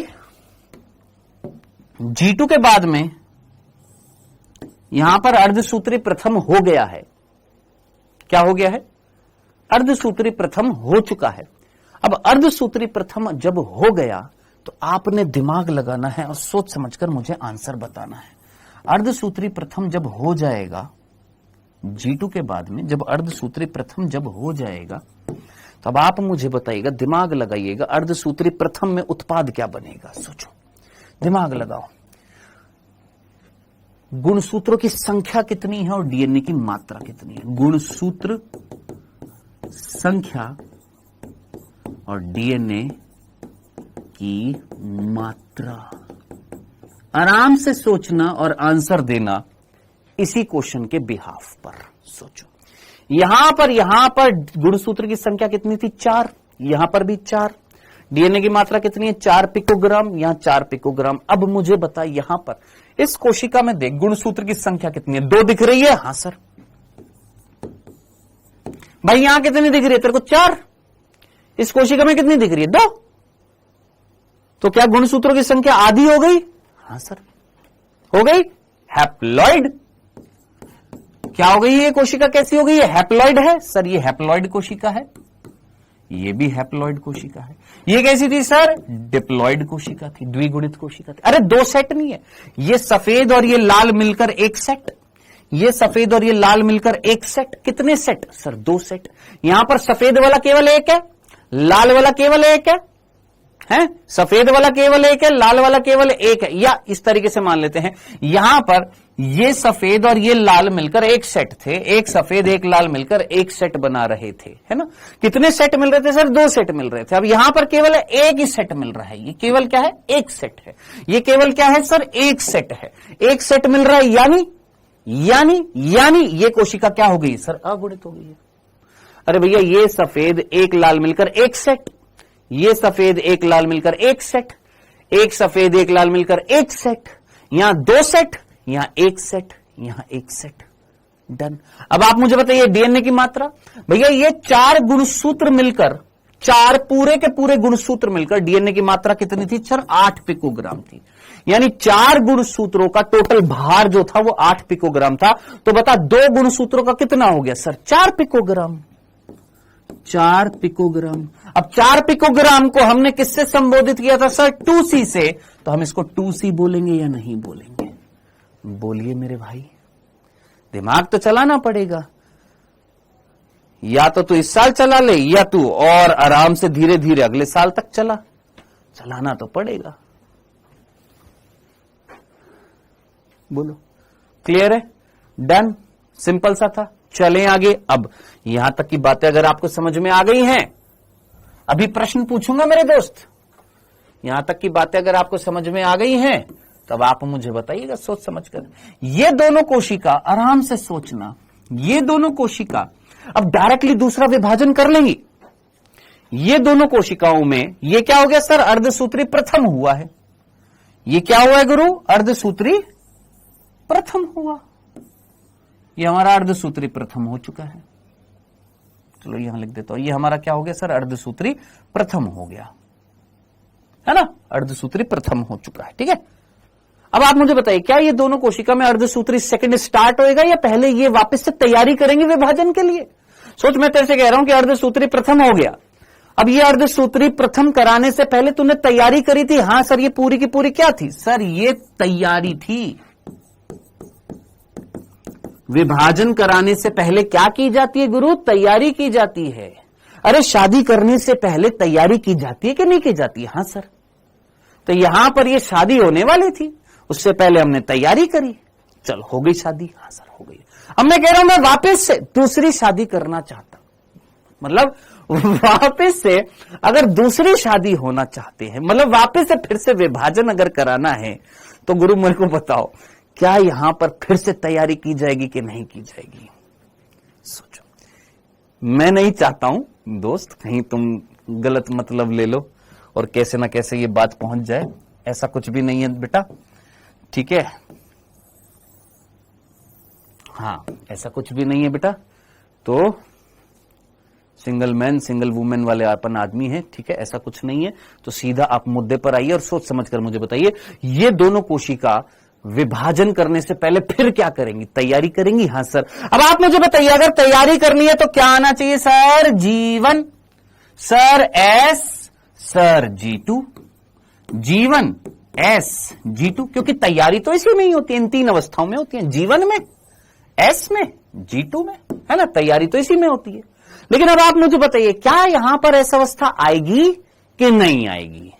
सोचिए, ऐसा अवस्था किस लिए लानी होती है? अजी ऐसा अवस्था किस लिए लानी थी सर? ऐसा अवस्था इसलिए लानी थी ताकि पूर्ण गुणसूत्र बन सके, पूरे के पूरा गुणसूत्र बन सके। पूरा का पूरा गुणसूत्र बनेगा। अर्ध गुणसूत्र से पूरा गुणसूत्र बनाना था, इसलिए क्या लाई गई थी सर एस अवस्था? मेरे भाई यहां पर ऑलरेडी पूरा गुणसूत्र है या नहीं है? इन कोशिकाओं में क्या आधे आधे गुणसूत्र वाला क्रोमोसोम है या पूर्ण क्रोमोसोम है? सर पूर्ण है। तो क्या हम ऐसा अवस्था लाएंगे? नहीं सर, कोई ऐसा अवस्था नहीं आएगी। केवल क्या आएगी सर? G1 और G2 आएगी। अब मेरे को पता है आपका सवाल क्या है। सर यहां पर ऐसा अवस्था नहीं होएगी? नहीं होएगी, नहीं होएगी। डीएनए का रेप्लिकेशन क्यों कराऊं जब ऑलरेडी पूरा का पूरा गुणसूत्र है? अजी हैगा, पूरा का पूरा गुणसूत्र है, तो फिर डीएनए रेप्लिकेशन होएगा ही नहीं। ठीक है सर, केवल क्या होगी? G1 और G2 होगी। अब आपका प्रश्न होगा, सर डीएनए का रेप्लिकेशन आप नहीं करा रहे हो क्योंकि जरूरत नहीं है, पूरा गुणसूत्र है। लेकिन सर एक बात बताओ, हिस्टोन प्रोटीन, अरे हिस्टोन प्रोटीन किस लिए चाहिए था? डीएनए को लपेटने था ना। जब तुम डीएनए का रेप्लिकेशन ही नहीं करा रहे, जब डीएनए की मात्रा ही नहीं बढ़ा रहे, तो फिर किस लिए हिस्टोन चाहिए? लपेटने के लिए चाहिए था। जब डीएनए ही नहीं बढ़ा रहे तो हिस्टोन बढ़ाओगे? नहीं सर, हिस्टोन भी नहीं चाहिए हमको, ना ही हिस्टोन चाहिए ना ही डीएनए चाहिए। लेकिन सर एक चीज थी सर, तारक केंद्रक का द्विगुणन। सर वो तारक केंद्र, सर वो तारक केंद्र, गुरु वो तारक केंद्र, वो तारक केंद्र का द्विगुणन तो ऐसा अवस्था में, और यहां ऐसा अवस्था नहीं है, तो कहां पर होएगा?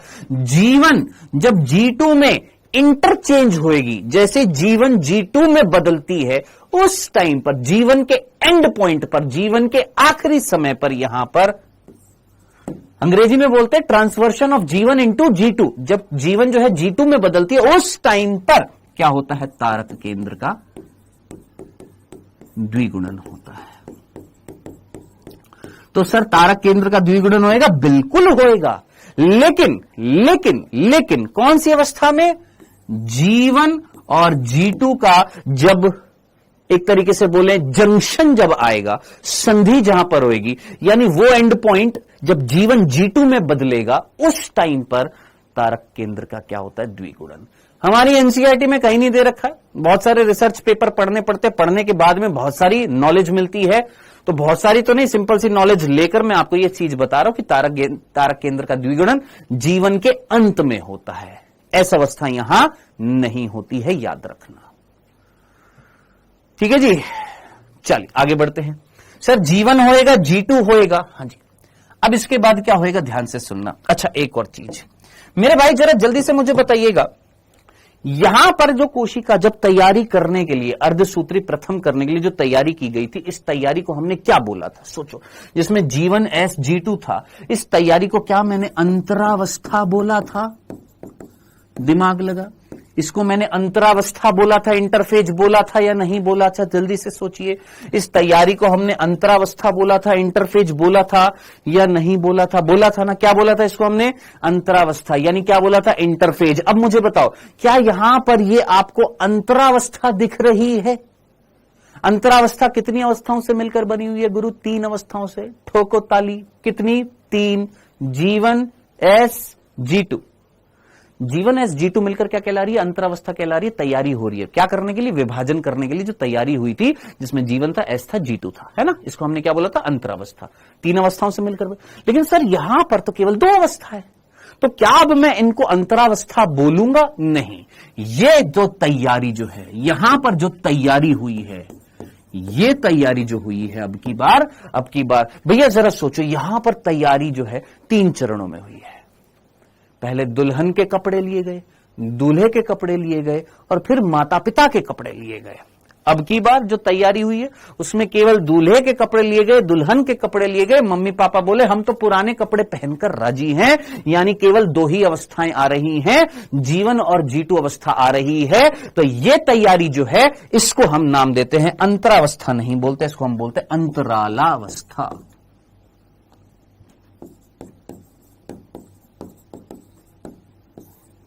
इसको अंग्रेजी में क्या बोला था सर? इसको बोला था इंटरफेज।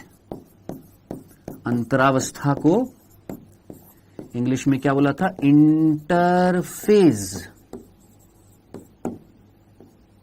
ठीक है। और अंतरालावस्था को इंग्लिश में क्या बोला जाता है? इंटरकाइनेसिस। क्या बोला जाता है अंतरालावस्था को इंग्लिश में? क्या बोला जाता है? इंटरकाइनेसिस। दोस्त जल्दी से मुझे बताओ, यहां तक की बात समझ में आ गई है? इसको हमने क्या बोला है? इंटरकाइनेसिस। इसको हमने बोला था interphase. Clear? Done? Sir cell में माइंड होता है क्या? हां बेटा, सेल में तो माइंड है। सेल में तो बहुत तगड़ा माइंड है वैष्णवी, सेल में बहुत बड़ा माइंड होता है।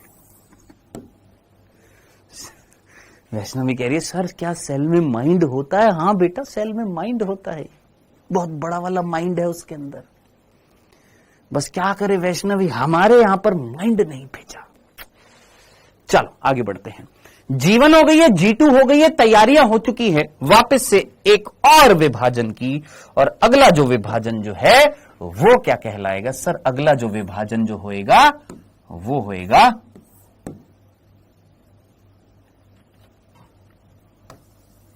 यही कोशिका वापस से दिखा रहा हूं।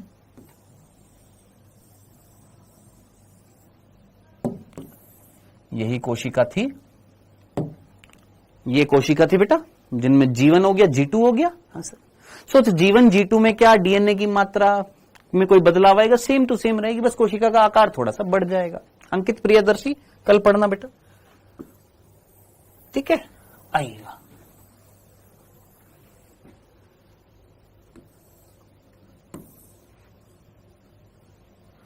हाँ भाई, ये दोनों कोशिका जो है थोड़ी सी आकार में बढ़ जाएंगी, और तो क्या है, बस ये लो जनाब। ठीक है जी, चलें आगे। आगे अब मुझे बताइए इन दोनों कोशिकाओं में क्या होएगा? सर इन दोनों कोशिकाओं में होएगा अर्धसूत्री सेकंड। क्या होएगा? अर्धसूत्री सेकंड। और अर्धसूत्री सेकंड जब होएगा तो मैं जो बना रहा हूं कोशिका, प्लीज उसको ध्यान से देखिएगा, किस प्रकार की कोशिका बना रहा हूं। 1 2 3 4।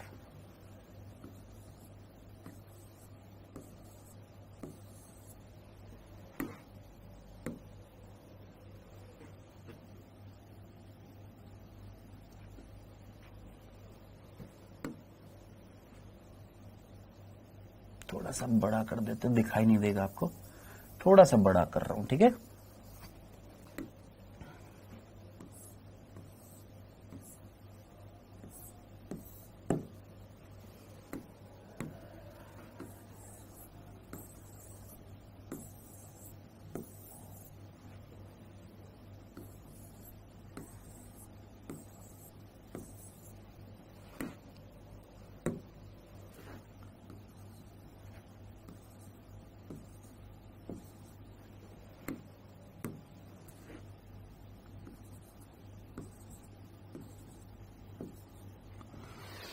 हाँ जी, बताओ मेरे भाई, यहां तक की बातें देखने के बाद सोच समझकर आराम से बताना जो चीज मैं आपसे पूछने वाला हूं। देख, यही कोशिका सेम टू सेम यही है। यहां पर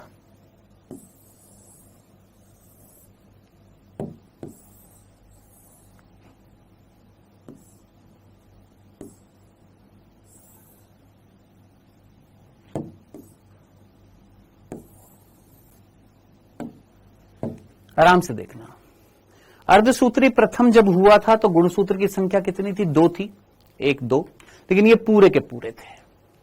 डीएनए की मात्रा कितनी थी? 4 पिकोग्राम थी। हमने बोला ये दोनों कोशिका अंतरालावस्था में जाएंगी, तैयारी करेंगी, फिर से वापस से विभाजन होएगा। इसमें हुआ अर्धसूत्री सेकंड, इसमें भी हुआ अर्धसूत्री सेकंड, यानी हमने क्या करा दिया गुरु? यहां पर सर हमने करा दिया अर्धसूत्री सेकंड। अब आप मुझे बताइए, अर्धसूत्री सेकंड होने के बाद में जो कोशिका यहां पर बनी है उनमें गुणसूत्रों की मात्रा, गुणसूत्र संख्या आपको कितनी दिखाई दे रही है? आंसर, गुणसूत्रों की संख्या कितनी दिखाई दे रही है? सर यहां पर गुणसूत्रों की संख्या 2 थी, हमने लिखा था 2, दिख रहा है ना?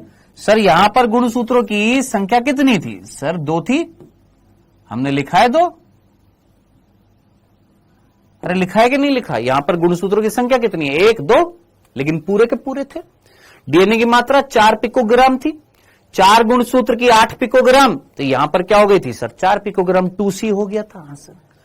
अब हमने बोला ये दोनों कोशिका तैयारी करने के बाद फिर से विभाजन कर रही है, कौन सा अर्धसूत्री सेकंड। अर्धसूत्री सेकंड होने के बाद में ये जो पुत्री कोशिकाएं बनी हैं, मैं आपसे पूछ रहा हूं इन पुत्री कोशिकाओं में डीएनए की मात्रा और गुणसूत्र की संख्या, सिंपल सा, डीएनए की मात्रा कितनी है, गुणसूत्र की संख्या कितनी है, बस इतनी सी चीज ही तो पूछ रहा हूं। डीएनए की मात्रा, गुणसूत्र की संख्या बताओ, देखकर बता दो भाई, बोलो। गुणसूत्र की संख्या कितनी दिखाई दे रही है, 2, 1 2 2। लेकिन डीएनए की मात्रा कितनी दिखाई दे रही है, सोच, ये दोनों गुणसूत्र मिलाकर 4 पिकोग्राम थे, यहां पर हैं तो 2 गुणसूत्र, लेकिन क्या है वो पूर्ण के अर्ध हैं सर, अर्ध गुणसूत्र हैं, तो मात्रा और कम हो जाएगी कि नहीं हो जाएगी सर, 4 पिकोग्राम की और आधी हो जाएगी, कितनी हो जाएगी सर 2 पिकोग्राम। अब आप मुझे बताइएगा, दिमाग लगाइएगा, सोच समझकर मुझे बताइएगा, यहां पर कोशिका कैसी थी, डिप्लॉयड थी, 4 था। ध्यान से देखना, ये सारी चीजें देखने के बाद में, ये सारी चीजें सुनने समझने के बाद में आराम से ध्यान से सोचिएगा, जो चीज मैं यहां पर लिख रहा हूं आराम से देखिएगा। ये कोशिका जीवन में थी तो यहां पर ये डिप्लॉयड थी और इसमें मात्रा थी कितनी, 2C। जीवन के बाद जब ये S में जाती है तो संख्या 2N ही रहती है, लेकिन मात्रा 4C। S के बाद जब ये G2 में जाती है तो गुणसूत्र की संख्या 2N और मात्रा 4C। उसके बाद में जब विभाजन होता है, 2 कोशिका बनती है, कौन सा, मियोसिस 1 जब हो जाता है तो गुणसूत्र की संख्या हैप्लॉइड और मात्रा 2C। फिर ये दोनों किस में जाती हैं सर, G1 में जाती हैं और फिर G2 में जाती हैं, G1 G2। फिर G1 G2 में जाने के बाद में फिर इन कोशिकाओं में क्या होता है, विभाजन होता है, 4 कोशिका बन जाती हैं फाइनली। ये था हमारा मियोसिस सेकंड, और मियोसिस सेकंड में जो गुणसूत्रता है, गुणसूत्र संख्या वो कितनी होती है, हैप्लॉइड, और मात्रा कितनी रह जाती है, C रह जाती है। ये था पूरा का पूरा एक ही बार में चीज जो समझने लायक थी। खत्म, खलास, खटाक। बोलिए जनाब, आराम से देख लीजिए, कोई जल्दबाजी नहीं है।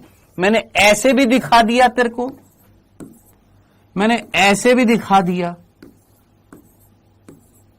और गुरु ऐसे भी बता दिया, दोनों तरीके से चीज समझा दी है।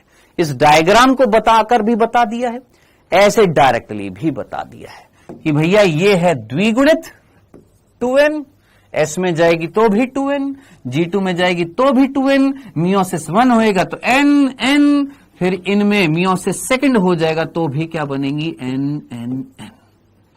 लेकिन यहां पर मात्रा अगर 2C है तो S में 4C, फिर G2 में 4C, फिर मियोसिस फर्स्ट होने के बाद फिर से 2C, फिर वहां पर अंतरालावस्था आ जाएगी, अंतरालावस्था के बाद में फिर से वापस से विभाजन हो जाएगा तो फिर क्या हो जाएगी सर, C हो जाएगी। सर ये कंसेप्ट आप 4 से 5 बार बता चुके हैं, काश 4 से 5 बार बताने के बाद जो अब मैं प्रश्न देने वाला हूं, देखो एक बालक है तुषार ने बोला सर ये चीज आप 4 से 5 बार बता चुके हैं, बहुत बहुत धन्यवाद आपका बताने के लिए। अब 4 से 5 बार अगर मैं बता चुका हूं तो इतना एक्सपेक्ट कर सकता हूं कि आप इस प्रश्न का आंसर सही देंगे। ध्यान से सुनना, अगर एक कोशिका जिसमें गुणसूत्र संख्या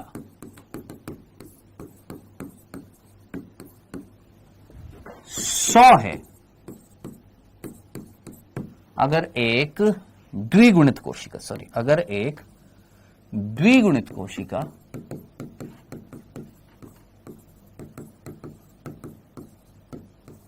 जिसमें गुणसूत्र संख्या 100 है, तो बताइए 100 है और डीएनए की मात्रा क्या है भैया? डीएनए की मात्रा। Hello hello. और डीएनए की मात्रा 60 पिकोग्राम है। तो बताइए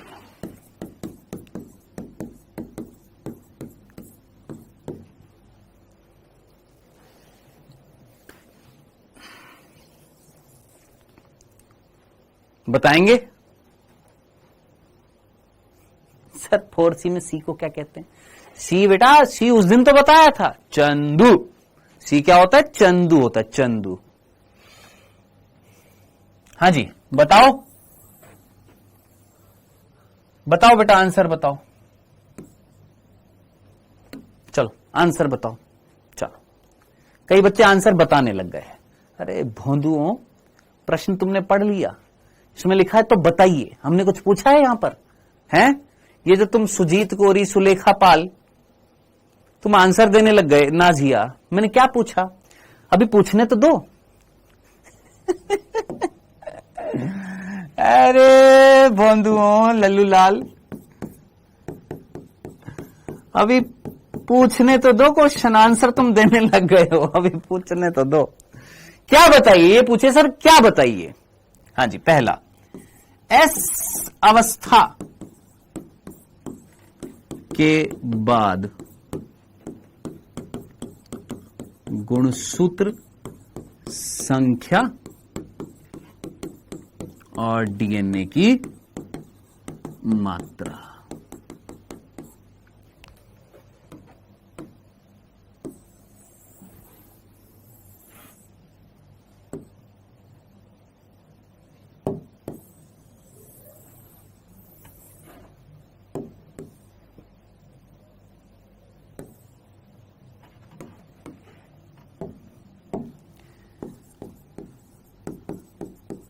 अर्धसूत्री प्रथम के बाद, अर्धसूत्री द्वितीय के बाद।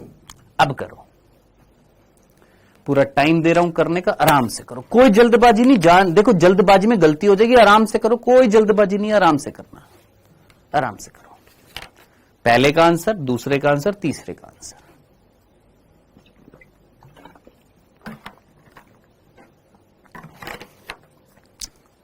हाँ जी, सबीर मिश्रन, मेरे से मत पूछ, छोड़ दे उनको, कोई जरूरत नहीं है ऐसे क्वेश्चन पूछने की।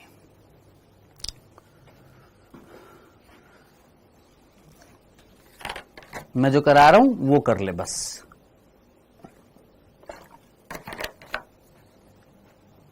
और मेरे से पूछने से अच्छा है, डाउटनेट में एक कैमरे का ऑप्शन है, कैमरे पर क्लिक कर, तेरे को आंसर मिल जाएंगे। एलन के जितने भी मॉड्यूल हैं उन सभी के आंसर हैं, वीडियो सॉल्यूशन है वहां पर।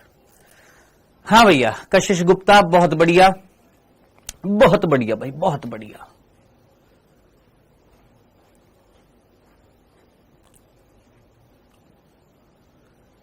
चलो, जिनके मैं नाम नहीं ले पाया हूं, आंसर देख लें एक बार, चेक कर लेना, आप अपने आंसर चेक कर लेना। हाँ जी, सबसे पहले एस अवस्था के बाद गुणसूत्र संख्या और डीएनए की मात्रा। ये कोशिका है जिसके अंदर 100 गुणसूत्र है, यानी 2n कंडीशन कितनी दे रखी है? 100। और 2c कंडीशन जो थी वो कितनी दे रखी थी सर? 60 पिकोग्राम दे रखी थी। ये दे रखा था आपको। अब आपसे पूछा ये थी जीवन अवस्था। कौन है ये कोशिका? जीवन अवस्था में, जिसमें 2n 100 और 2c 60 है। सर आप कैसे पता कि ये जीवन है? क्योंकि स्टार्टिंग कैसे करिए, ऐसा अवस्था के बाद पूछा है। अब ऐसा अवस्था के बाद अगर पूछा है तो डेफिनेटली ये किस में होगी? जीवन में होगी। अब आपसे पूछा बताओ ऐसा अवस्था के बाद कौन सी कंडीशन होगी, तो आप बोलेंगे सर ऐसा अवस्था के बाद, ऐसा अवस्था के बाद में गुणसूत्र की संख्या 2n = तो 100 ही रहेगा। लेकिन ऐसा अवस्था के बाद में 4c हो जाता है, यानी दुगना हो जाता है, तो क्या आ जाएगा? 120 पिकोग्राम। यानी पहले का आंसर तो ये आ गया 100 और 120। इसका आंसर क्या आ जाएगा सर? 100 और 120। क्या यही किया आप सभी ने? फर्स्ट का आंसर सभी ने यही किया। चलिए अब अर्धसूत्री फर्स्ट के बाद क्या होता है, हम जानते हैं अर्धसूत्री फर्स्ट में बार बार बनाऊंगा, हमने यहां पर ऑलरेडी बना दिया है। अर्धसूत्री फर्स्ट के बाद में गुणसूत्र की संख्या क्या हो जाती है, आधी हो जाती है, और डीएनए की मात्रा 2C हो जाती है। अर्धसूत्री प्रथम के बाद में यहां पर लिख देता हूं, मियोसिस 1 के बाद में, मियोसिस 1 अर्धसूत्री प्रथम के बाद में 2n की जगह क्या हो जाता है सर, n हो जाता है, और 4C की जगह क्या हो जाता है सर, 2C हो जाता है। तो n अगर हो जाएगा तो कितना हो जाएगा सर, 50, और 4C अगर 120 ग्राम था तो 2C कितना है सर, 60 पिकोग्राम है। चलिए जी, ये हो जाएगा हमारा आंसर सेकंड का, 50 और 60।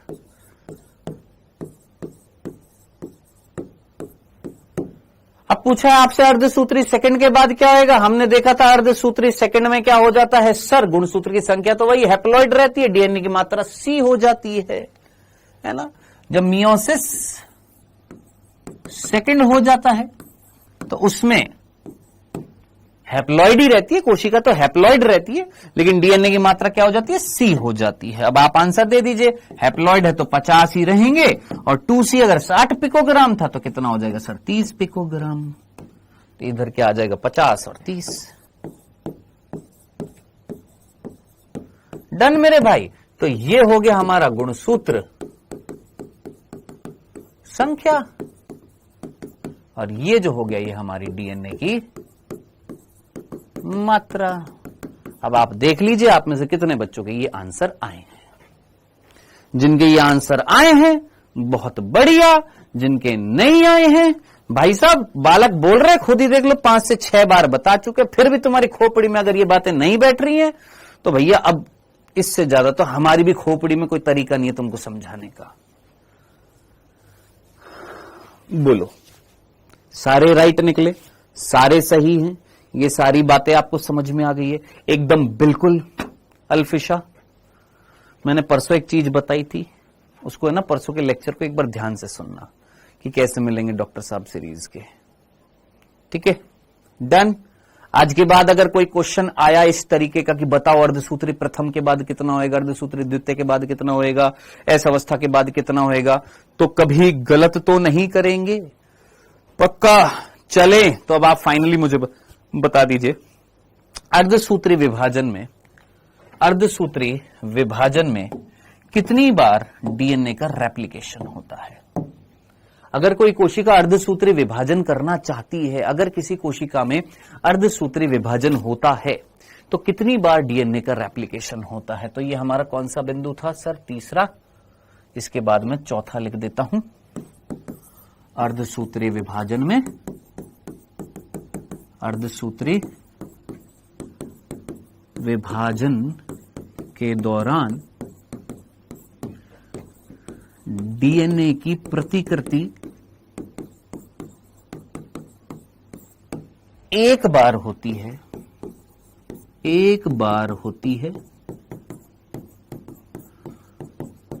और विभाजन,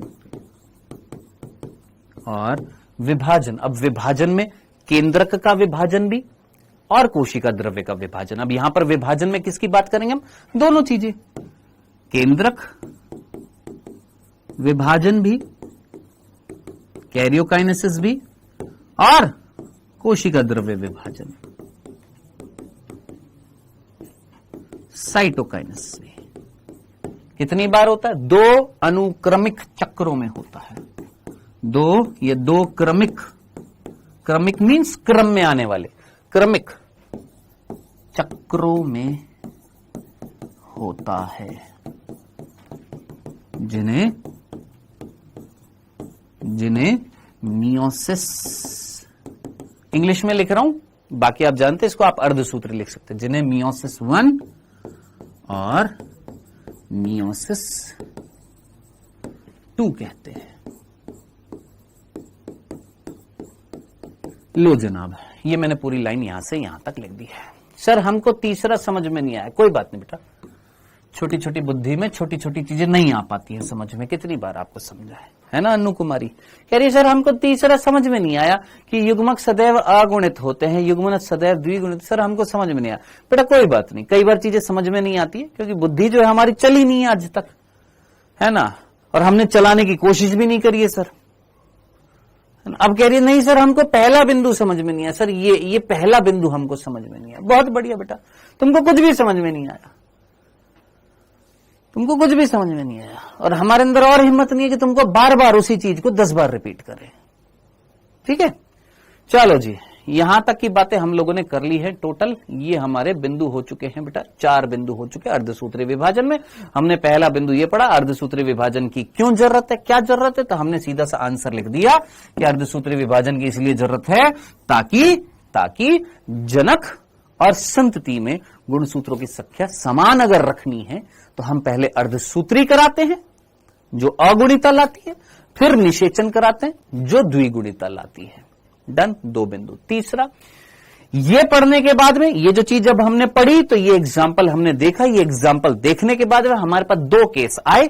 ये पहला केस आया, ये दूसरा केस आया। दोनों केसेस देखने के बाद हमें पता लगा कि अगर शरीर द्विगुणित है या अगुणित है और लैंगिक जनन अगर करना है तो हमेशा युग्मक कैसे होंगे, अगुणित होंगे, और युग्मनज हमेशा कैसा बनेगा सर, द्विगुणित बनेगा। तो ये बिंदु हमने यहां पर तीसरा यहां लिख दिया था।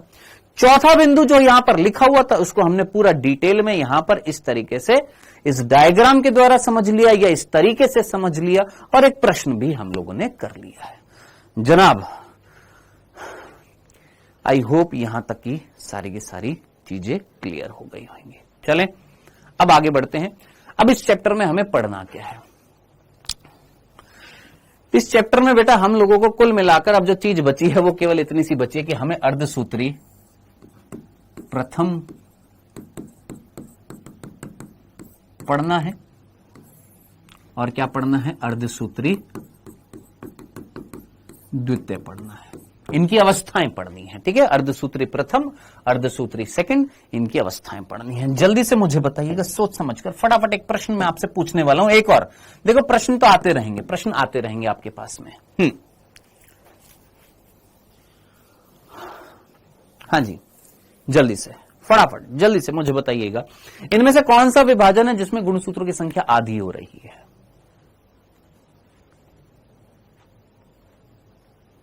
हाँ जी, तुरंत जल्दी से जवाब देंगे। इनमें से कौन सा विभाजन है जिसमें गुणसूत्रों की संख्या आधी हो रही है। इसको हम M1 बोल देते हैं, इसको हम M2 बोल देते हैं। M1 M2 नहीं, मियोसिस। चलो पूरा ही लिखेंगे, नहीं तो वो मेटाफेज 1 हो जाएगा। मियोसिस 1 और ये मियोसिस 2। हाँ गुरु, जल्दी से बताइए इसमें से कौन सा विभाजन है। आदित्य कह रहा है सर मियोसिस 2 में गुणसूत्रों की संख्या आधी हो रही है। बालक तेरा दिमाग आधा है क्या, है घोंचू लाल? अभी तेरे को चीज समझाइए, अभी फिर भी तू नहीं समझ पा रहा। कब समझेगा, हैं कब समझेगा? अगले साल समझेगा, हैं दोस्त। मियोसिस 1 में गुणसूत्र संख्या आधी हो जाती है और वहां पर गुणसूत्र संख्या समान रहती है। अरे अभी तो दिखाया रे भोंदू लाल, यहां पर मियोसिस 1। सोच, ये कोशिका तेरे को दिख रही है, ये कोशिका, इसमें हुआ मियोसिस 1। ये कोशिका डिप्लॉइड थी, उससे 2 हैप्लॉइड सेल बनी, तो गुणसूत्र की संख्या क्या हो गई सर, आधी हो गई। इन दोनों कोशिकाओं में ये हटा देता हूं, ले तेरे को, तेरी बुद्धि नहीं चलेगी, ये ले। जिनकी बुद्धि नहीं चल पाती उनके लिए और सिंपल, यही कोशिका थी, दिख रही है ना, यही कोशिका। मियोसिस 1 होने के बाद 2 कोशिका बनी, इनमें क्या होएगा, मियोसिस 2 होएगा। मियोसिस 2 के बाद भी कोशिका कैसी है, हैप्लॉइड। यानी मियोसिस 1 जब हुआ तो कोशिका कैसी बनी, हैप्लॉइड। मियोसिस 2 हुआ तो भी कोशिका कैसी है, हैप्लॉइड, अगुणित है। तो हमने यही तो पूछा, क्या कि कौन सी कंडीशन थी जिसमें गुणसूत्र की संख्या आधी हो रही थी। सर यहां पर 2n से n बन रही थी और सर यहां पर n से n बन रही थी, तो किसमें गुणसूत्र की संख्या आधी हुई। सर यहां पर, सर टाइम हो गया, कहां से हो गया, अभी कहां से टाइम हो गया, 6:45 तक क्लास है तुम्हारी, टाइम हो गया। तुमको पता ही नहीं है क्लास का टाइमिंग है, बताया तो था उस दिन, बीच बीच में आप फिर डिस्टर्ब करोगे। हाँ जी, जल्दी से। तो गुणसूत्र की संख्या आधी कहां पर हो जाती है सर, इसमें गुणसूत्र की संख्या आधी हो जाती है, इसीलिए याद रखना इसको हम क्या बोलते हैं, reductional division.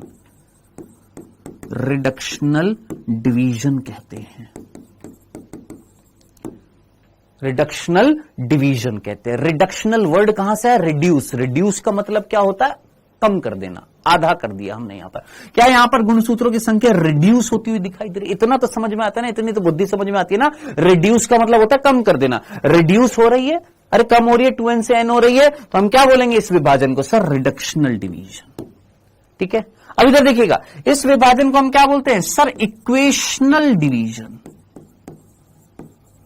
Sir equational division का मतलब समान डिवीजन, समान संख्या। इक्वेशनल मतलब सेम टू सेम इक्वेशन है, सेम टू सेम नंबर है, तो इसको हम क्या बोलते हैं? इक्वेशनल डिवीजन बोलते हैं। डन, क्लियर है, समझ में आ गया? कोई तकलीफ तो नहीं थी? प्रश्न दूं?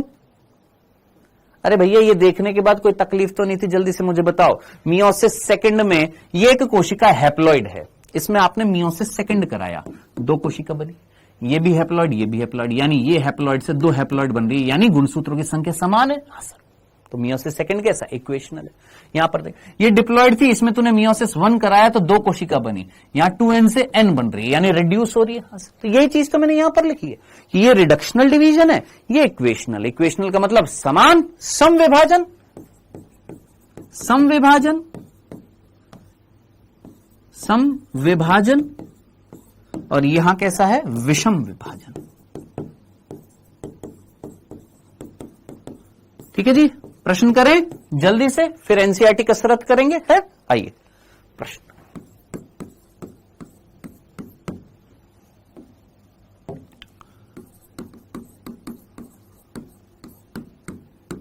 उपरोक्त में से कौन, उपरोक्त में से कौन रिडक्शनल डिवीजन है?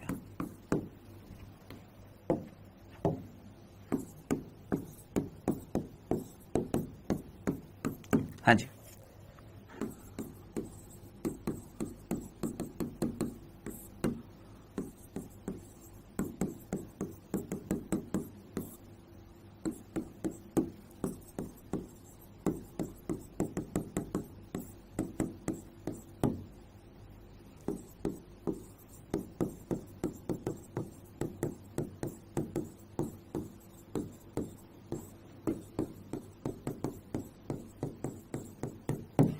क्वेश्चन इसी तरीके से आते हैं आपके नीट में। जरा हरकतें देख लेते हैं 1-2 बच्चों की,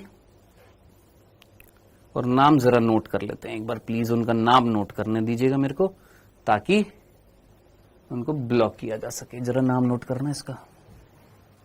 दुर्गा राठौड़। देख दुर्गा राठौड़, मैं तेरी फोटो जो है अभी ले रहा हूं यहां से, ठीक है? ये तेरा नंबर नोट किया गया और अब ये भेजा जाएगा, ठीक है दुर्गा? आएगा ना मजा? बहुत मजा आएगा दुर्गा, बहुत मजा आएगा। अब देख तू करेगा सॉरी सॉरी सॉरी सॉरी। पता है मेरे को यही होता है रोज की रोज, लेकिन तेरी सॉरी आज कबूली नहीं जाएगी। हाँ भाई, तुमको मजाक लग रहा है ना? खेला करेंगे अब तुम्हारे साथ, मत पढ़ो तुम। उपरोक्त में से कौन रिडक्शनल डिवीजन है? हाँ जी, answer B is right answer by Shubham. Okay, जल्दी से।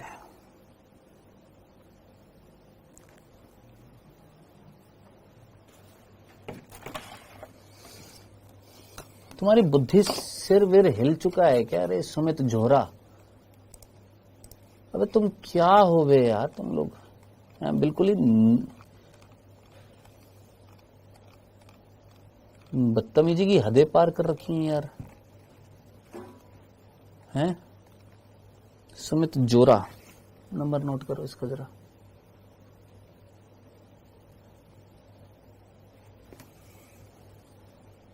सुमित जोरा, हाँ भाई। ओ चोरा चोरी चने के खेत में। हाँ भाई, चलो आंसर कर लिया। उपरोक्त में से कौन सा रिडक्शनल डिवीजन है? आंसर आया। चलिए, मैक्सिमम बच्चों ने आंसर दिया है सर बी, कईयों ने डी भी लगाया है। अब यहां पर अगर आप देखेंगे, यहां पर सर रिडक्शनल डिवीजन तो मियोसिस 1 था। मैंने कहा रिडक्शनल डिवीजन का मतलब क्या था? जहां पर गुणसूत्रों की संख्या आधी होती है ना। हाँ सर, मुझे बताना एक सिंपल सी बात, ये एक कोशिका है जो द्विगुणित थी, जिसमें हुआ मियोसिस 1, गुणसूत्र की संख्या क्या हो गई है? हैप्लॉइड। इन दोनों में हुआ मियोसिस 2, 4 कोशिका बनी, चारों हैप्लॉइड है। मियोसिस 1 और मियोसिस 2 मिलकर कहला रहा है मियोसिस। अरे भाई यही तो बोला, अर्धसूत्रीय विभाजन 2 विभाजनों से मिलकर बना हुआ है। डन। तो अब आप मुझे बताएं, क्या मियोसिस 1 में रिड्यूस हो रहा था? हाँ सर। और क्या कंप्लीट मियोसिस में भी तो रिड्यूस होता हुआ दिखाई दे रहा है? सोच, एक कोशिका में जब पूरा मियोसिस हो जाएगा तो 4 अगुणित कोशिका नहीं बन रही है क्या? सोचो, एक कोशिका में जब कंप्लीट मियोसिस हो गया पूरा, जिसमें 1 और 2 दोनों आएंगे, तो अगुणित कोशिका नहीं बन रही है। हाँ सर। तो अब आप मुझे बताइए, रिडक्शनल डिवीजन मियोसिस 1 भी होता है और कंप्लीट मियोसिस भी होता है, तो आंसर क्या होएगा इसका? डी होएगा। D is the correct answer. बोलिए कैसा लगा प्रश्न? मजा आया? समझ में आया? सर आपने ये चीज हमको बताई नहीं, इसलिए हमने गलत कर दिया। सर आपने ये नहीं बताया रिडक्शनल, आपने तो यहां पर रिडक्शनल डिवीजन ये बताया था।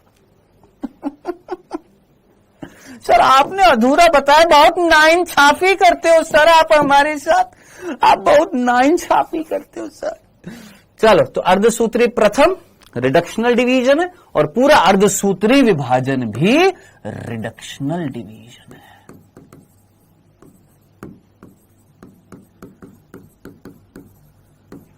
हम बोर्ड की तैयारी कर रहे हैं, आप हमारे साथ ना नाइंसाफी करते, पूरा नहीं बताते सर, अधूरा बताते हैं, फिर अधूरा बताने के बाद क्वेश्चन देते और फिर कहते देखो ऐसे होएगा।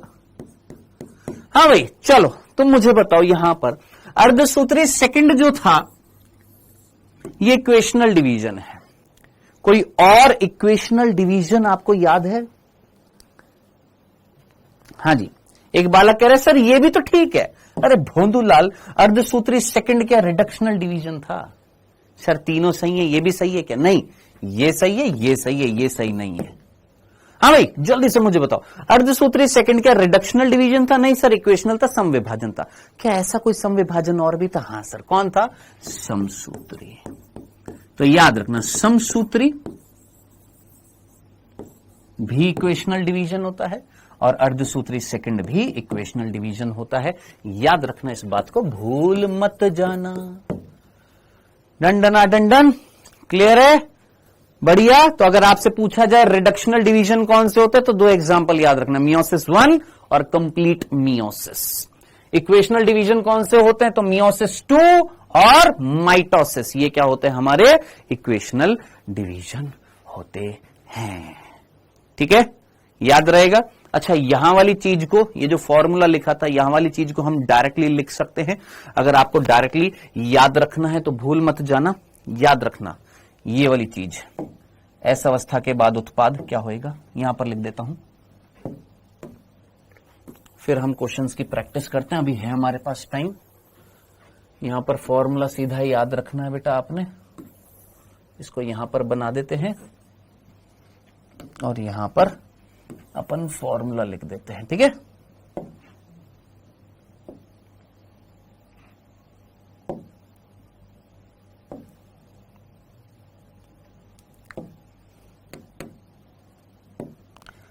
पहला, अगर आपसे पूछा जाए एस अवस्था के बाद प्रोडक्ट या उत्पाद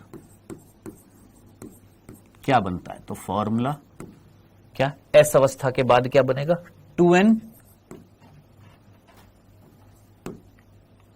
और 4c। 2n 4c समझ में आ गया। कोशिका जो है वो द्विगुणित रहेगी और डीएनए की मात्रा कितनी हो जाएगी, 4c हो जाएगी। दूसरा, मियोसिस 1 के बाद ये डायरेक्टली याद रखना है, प्रोडक्ट क्या बनता है, तो आपने याद रखना है मियोसिस 1 के बाद N और 2C। याद रखना, भूल मत जाना, याद रखना ये सब कुछ। तीसरा मियोसिस 2 के बाद प्रोडक्ट क्या बनेगा, N, C। जनाब याद रहेगा ये, भूलेंगे तो नहीं? क्लियर है, ये चीज याद रखनी है, भूलना नहीं है दोस्त, बिल्कुल कतई मत भूल जाना। ऐसे लिख दे, इसमें चीज समझ में आ जाएगी, ऐसे ठीक है? हैं? उसमें नहीं दिखाई दे रहा था, इसमें ले, इसमें अजी, इसमें अजी, इसमें, यही ठीक है, सबसे बेटर यही दिखाई दे रहा है। ठीक है सर, हम पहले ही लिख लिए, वेल डन। चलो जी आगे बढ़े, आइए। तो ये हम लोगों ने अर्धसूत्री विभाजन का मेन कंसेप्ट पढ़ लिया। अब हमें कल पढ़ना है, कल हम इस चैप्टर में ऑलमोस्ट इस चैप्टर को खत्म कर देंगे। अर्धसूत्री प्रथम जो है बेटा, इस अर्धसूत्री प्रथम की 4 अवस्थाएं मैंने आपको बता दी है। ये जो अर्धसूत्री जो है, इस अर्धसूत्री प्रथम की, अर्धसूत्री क्या टाइम हो रहा है एक बार, अर्धसूत्री प्रथम जो है और अर्धसूत्री द्वितीय जो है,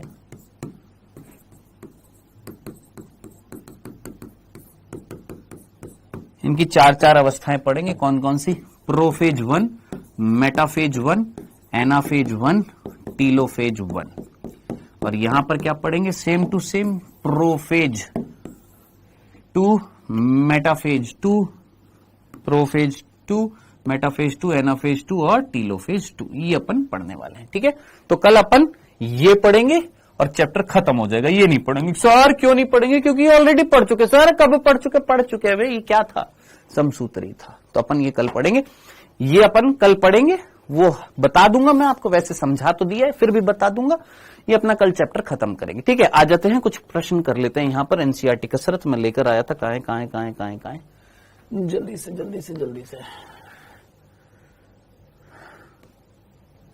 एनसीईआरटी कसरत क्या है वे?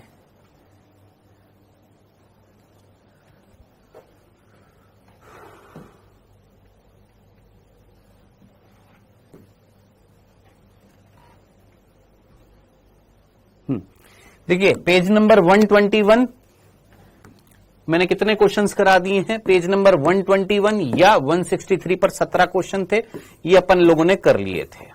ठीक है, ये वाले क्वेश्चन 17 क्वेश्चन अपन लोगों ने कर लिए थे।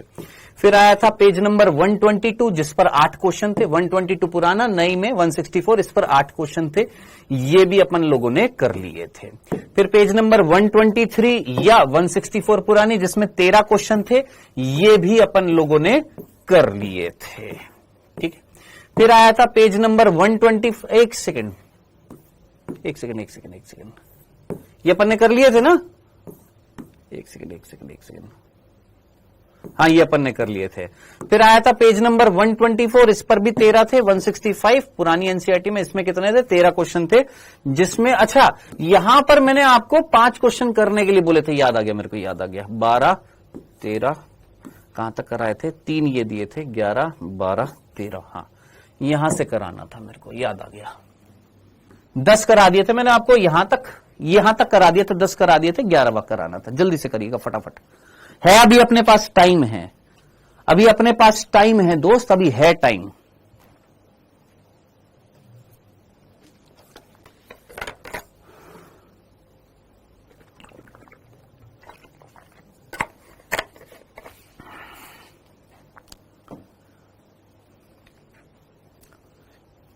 नीलाक्षी पढ़ने आइए, चुपचाप पढ़ लो।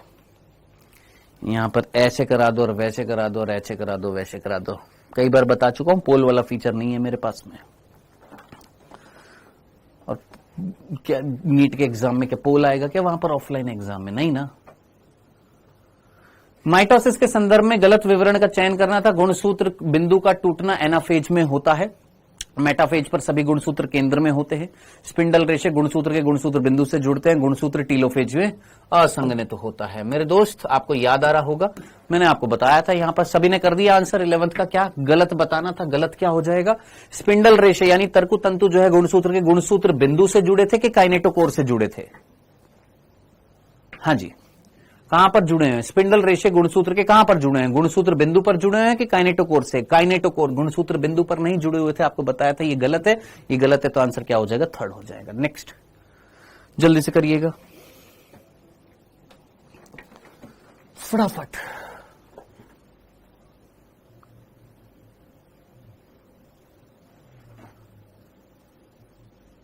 मेटाफेज के संदर्भ में निम्नलिखित में से कौन सा विवरण गलत है?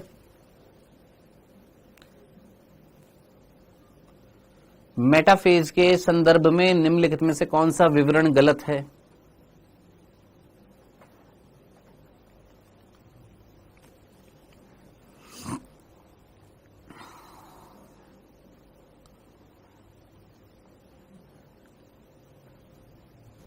कर लिया? चले, न्यूक्लियर झिल्ली का पूरा विघटन किसके बारे में पूछा है बेटा? मेटाफेज के बारे में कौन सा विवरण गलत? मेटाफेज के बारे में गलत पूछा है। न्यूक्लियर झिल्ली का पूर्ण विघटन, ये तो सही है। गुणसूत्र का पूर्ण संघनन, ये भी सही है। मेटाफेज गुणसूत्र 4 संतति गुणसूत्रों से बने होते हैं और गुणसूत्र बिंदु द्वारा मिले रहते हैं। गुणसूत्र कोशिका की मध्य रेखा पर होते हैं, ये भी सही है। अब जरा सोचिए, जो ऑलरेडी कर चुके हैं, जिन्होंने ये क्वेश्चन कर लिए हैं, घर पर टीचर स्लाइड में आए होंगे, कर लिए होंगे, आपकी गलती हुई थी? ईमानदारी से सोचना, डेफिनेटली आपने गलत किया था। ईमानदार बनो दोस्त। मेरे को पता है तुम लोग ये क्वेश्चन कर चुके हो और तुमने ये गलत किया था। लिटरली बोल रहा हूं, मेरे को खुद को पता है तुमने ये गलत किया है ना? गलती की थी, हुआ था, मानो इस बात को, टुकरा क्यों रहे हो?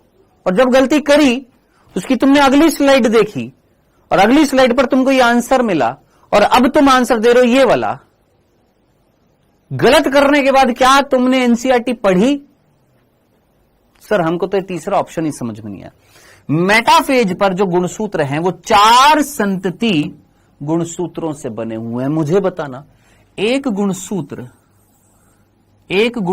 जो है, क्या वो 4 संतति गुणसूत्रों से बना होता है कि 2 संतति गुणसूत्रों से बना होता है? सोच, 2 सिस्टर क्रोमेटिड होते हैं कि 4 सिस्टर क्रोमेटिड होते हैं? सोच समझकर मुझे बताना।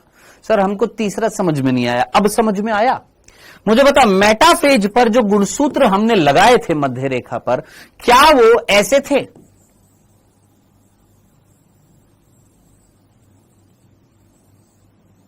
ऐसे गुणसूत्र लगाए थे क्या हमने?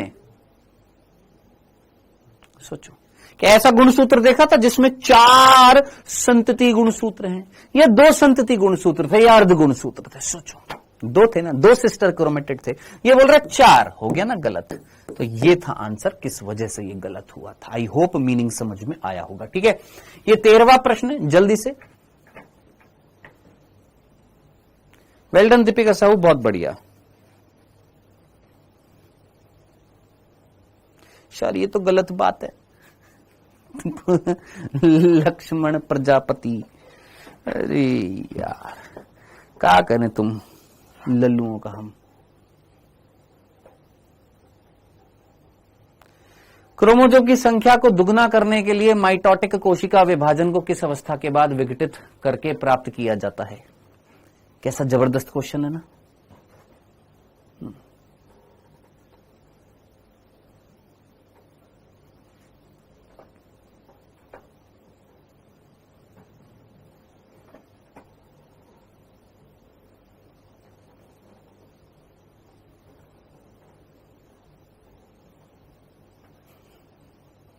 सर, हमको समझ में नहीं आया। बोल रहा है क्रोमोसोम की संख्या को दुगना करने के लिए, ये क्रोमोसोम की संख्या को दुगना करने के लिए माइटोटिक कोशिका विभाजन को किस अवस्था के बाद विघटित करके प्राप्त किया जाता है?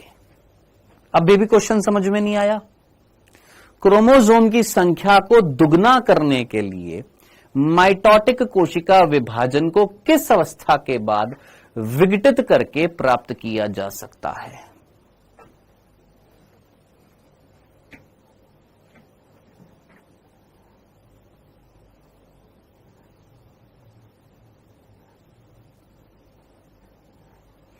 सोचो क्रोमोसोम की संख्या दुगनी कहां पर हो रही थी।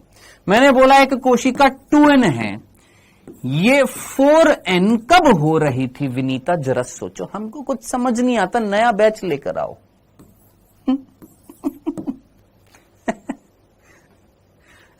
क्रोमोसोम की संख्या दुगनी कब हो रही थी सर? एनाफेज में हो रही थी। हाँ सर, दिमाग की बत्ती जली। क्रोमोसोम की संख्या को दुगना करने के लिए माइटोटिक कोशिका विभाजन को किस अवस्था के बाद विघटित करके प्राप्त किया जाता है? दुगना करने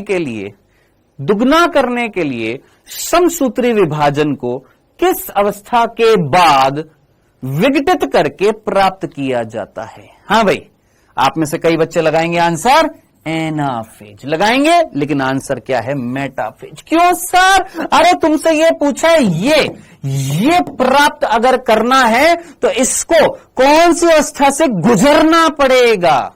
मेटाफेज जब आ जाएगी उसी के बाद ही तो एनाफेज आएगी ना। क्या हुआ? क्या हुआ? क्या हुआ? इधर कुछ हुआ? कुछ हुआ?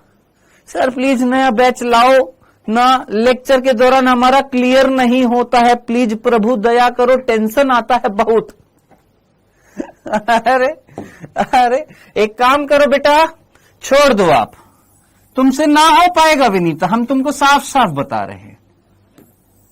फिर आप कहोगे सर ऐसे थोड़ी ना होता, आप हमको डीमोटिवेट कर रहे हो। तुमको अगर यहां पर नहीं समझ में आ रहा तो तुम्हारे लिए चाहे 50 बैच भी आ जाए, तुम्हारा कुछ नहीं हो पाएगा, कोई क्लियर नहीं हो पाएगा। हाँ जी, ठीक है, समझ में आया? क्वेश्चन पूछा था क्रोमोसोम की संख्या को दुगना करने के लिए समसूत्री विभाजन, माइटोटिक कोशिका यानी समसूत्री कोशिका विभाजन को किस अवस्था के बाद, इस अवस्था के बाद प्राप्त किया जाएगा ना। अजी ये अवस्था कब प्राप्त होएगी? इसके बाद प्राप्त होएगी। तो ये पूछी थी तुमसे, क्या आ जाएगा? मेटाफेज आ जाएगा। लो जी, हाँ जी, ठीक है। ये थे हमारे टोटल 13 क्वेश्चन, पेज नंबर 123 से थे, 123 से थे। अब 124 से अगले 13 क्वेश्चन हैं, जो ओल्ड एनसीईआरटी में 165 है, जिसमें टोटल 13 क्वेश्चन। अब सुन लो, ये 13 क्वेश्चन में से 2 क्वेश्चन मैं ऑलरेडी आपको दे चुका हूं। ये 13 क्वेश्चन में से 2 क्वेश्चन मैं आपको ऑलरेडी दे चुका हूं। वो 2 क्वेश्चन आप लोगों ने कर लिए होंगे, यानी जिन्होंने नहीं किया आज करेंगे, है ना। वो 13 क्वेश्चन में से 2 मैंने आपको दे दिए थे, बचे कितने? 11 वो और 5 क्वेश्चन और मैं आपको ऐड करके दे रहा हूं। 5 क्वेश्चन और ऐड करके दे रहा हूं। 13 तो यहां तक हो गए हैं, ठीक है। 5 क्वेश्चन और ऐड करके मैं दे रहा हूं। 13 में से 2 आपको दे दिए थे, कितने बच गए? 11 और 5 16 क्वेश्चन और आज मैं दे रहा हूं होमवर्क के तौर पर, ठीक है दोस्त। समझ में आया क्या बोला है? समझ में आया क्या बोला है? ये 124 के 13 क्वेश्चन तो ये थे, जिसमें से 2 ऑलरेडी मैं दे चुका था। आपने प्रैक्टिस अगर कर लिया तो अच्छी बात है। ये 2 मैंने दे दिए थे, एक ये दिया था, एक और उसका पहला वाला दिया था। अपन ये कल आते ही, मतलब कल चैप्टर खत्म होने के बाद ये अपन डिस्कस कर लेंगे। 13 में से 2 दे दिए थे, बचे कितने? 11 वो, हाँ सॉरी 11 ही देने हैं, माफ करना, मैं 5 और दे रहा था। 11 ये हो गए हैं। कल और क्वेश्चंस दूंगा भर भर के, और जितने भी क्वेश्चंस होंगे सारे के सारे कल दे दूंगा, ठीक है जी। ये अपनी एनसीईआरटी कसरत हो जाएगी, और इसी के साथ अपन कल चैप्टर समाप्त करेंगे। बस वो रह जाएगा अपना अर्धसूत्री प्रथम, ठीक है दोस्त।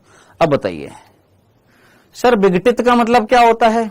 बहुत बढ़िया बेटे, विघटित का मतलब होता है तोड़ देना, विघटन कर देना, तोड़ देना। मतलब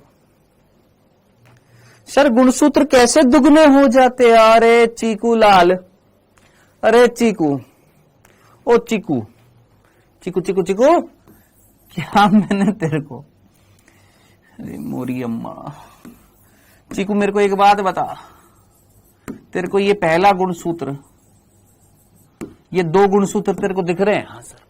मुझे बता, क्या मैंने इन गुणसूत्रों को, इन दो गुणसूत्रों को तोड़ा था? हाँ सर।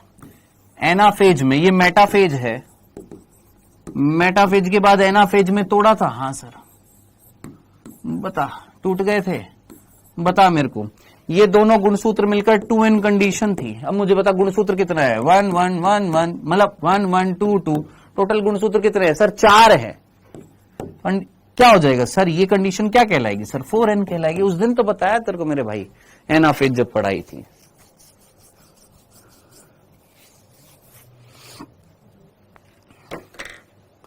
सर माइटोटिक क्या होता है? माइटोसिस को ही माइटोटिक बोलते हैं, कई बार बता चुका हूं मेरे दोस्त, मेरे भाई। सर हमारे बायो में अभी भी 300 आ रहे, कुछ ऐसा बताइए जिससे 360 आ जाए। पढ़ाई करो।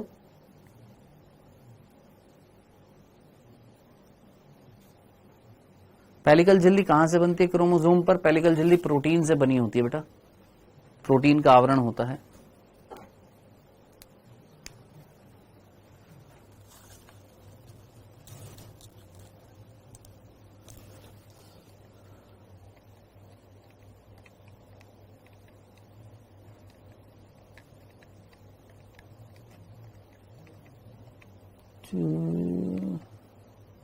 प्रदीप बरोड़, इसका नंबर नोट करना।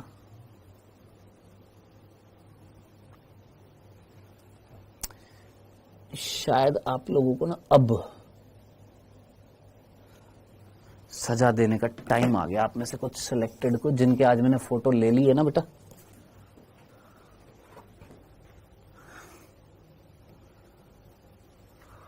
फोटो ले लिया मैंने, टेंशन मतलब। प्रदीप बरोड़ हो गया है ना। और सर जी क्या प्रोफेज 1 में ही क्रोमोसोम का कंडेंसेशन पूरा हो जाता है कि मेटाफेज में? बेटा मेटाफेज में कंप्लीट होता है। यश, ओके जी, ओके। और अभी कल बेटा, कल तो हम तुषार पहले ना वो कंप्लीट करेंगे चैप्टर, उसके बाद करेंगे।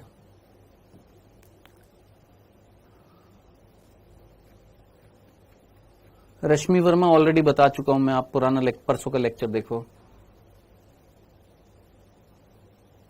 क्या ये पॉसिबल है कि मियोसिस 1 हो जाए उसके बाद में मियोसिस 2 ना हो? बिल्कुल पॉसिबल है।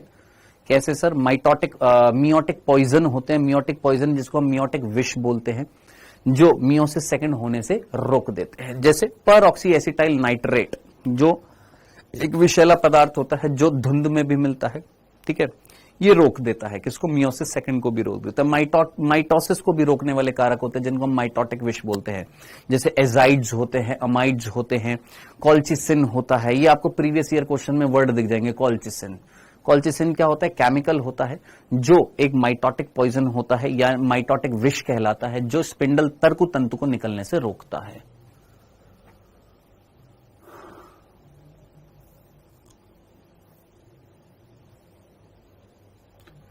नहीं है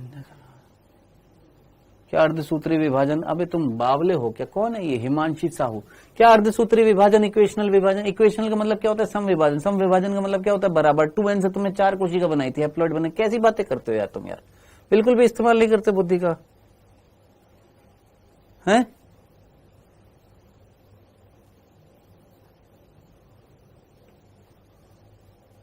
ये हमको नहीं पता। सौरभ मकाले सर, टेस्ट में मैक्सिमम नंबर कितने आते हैं? 720।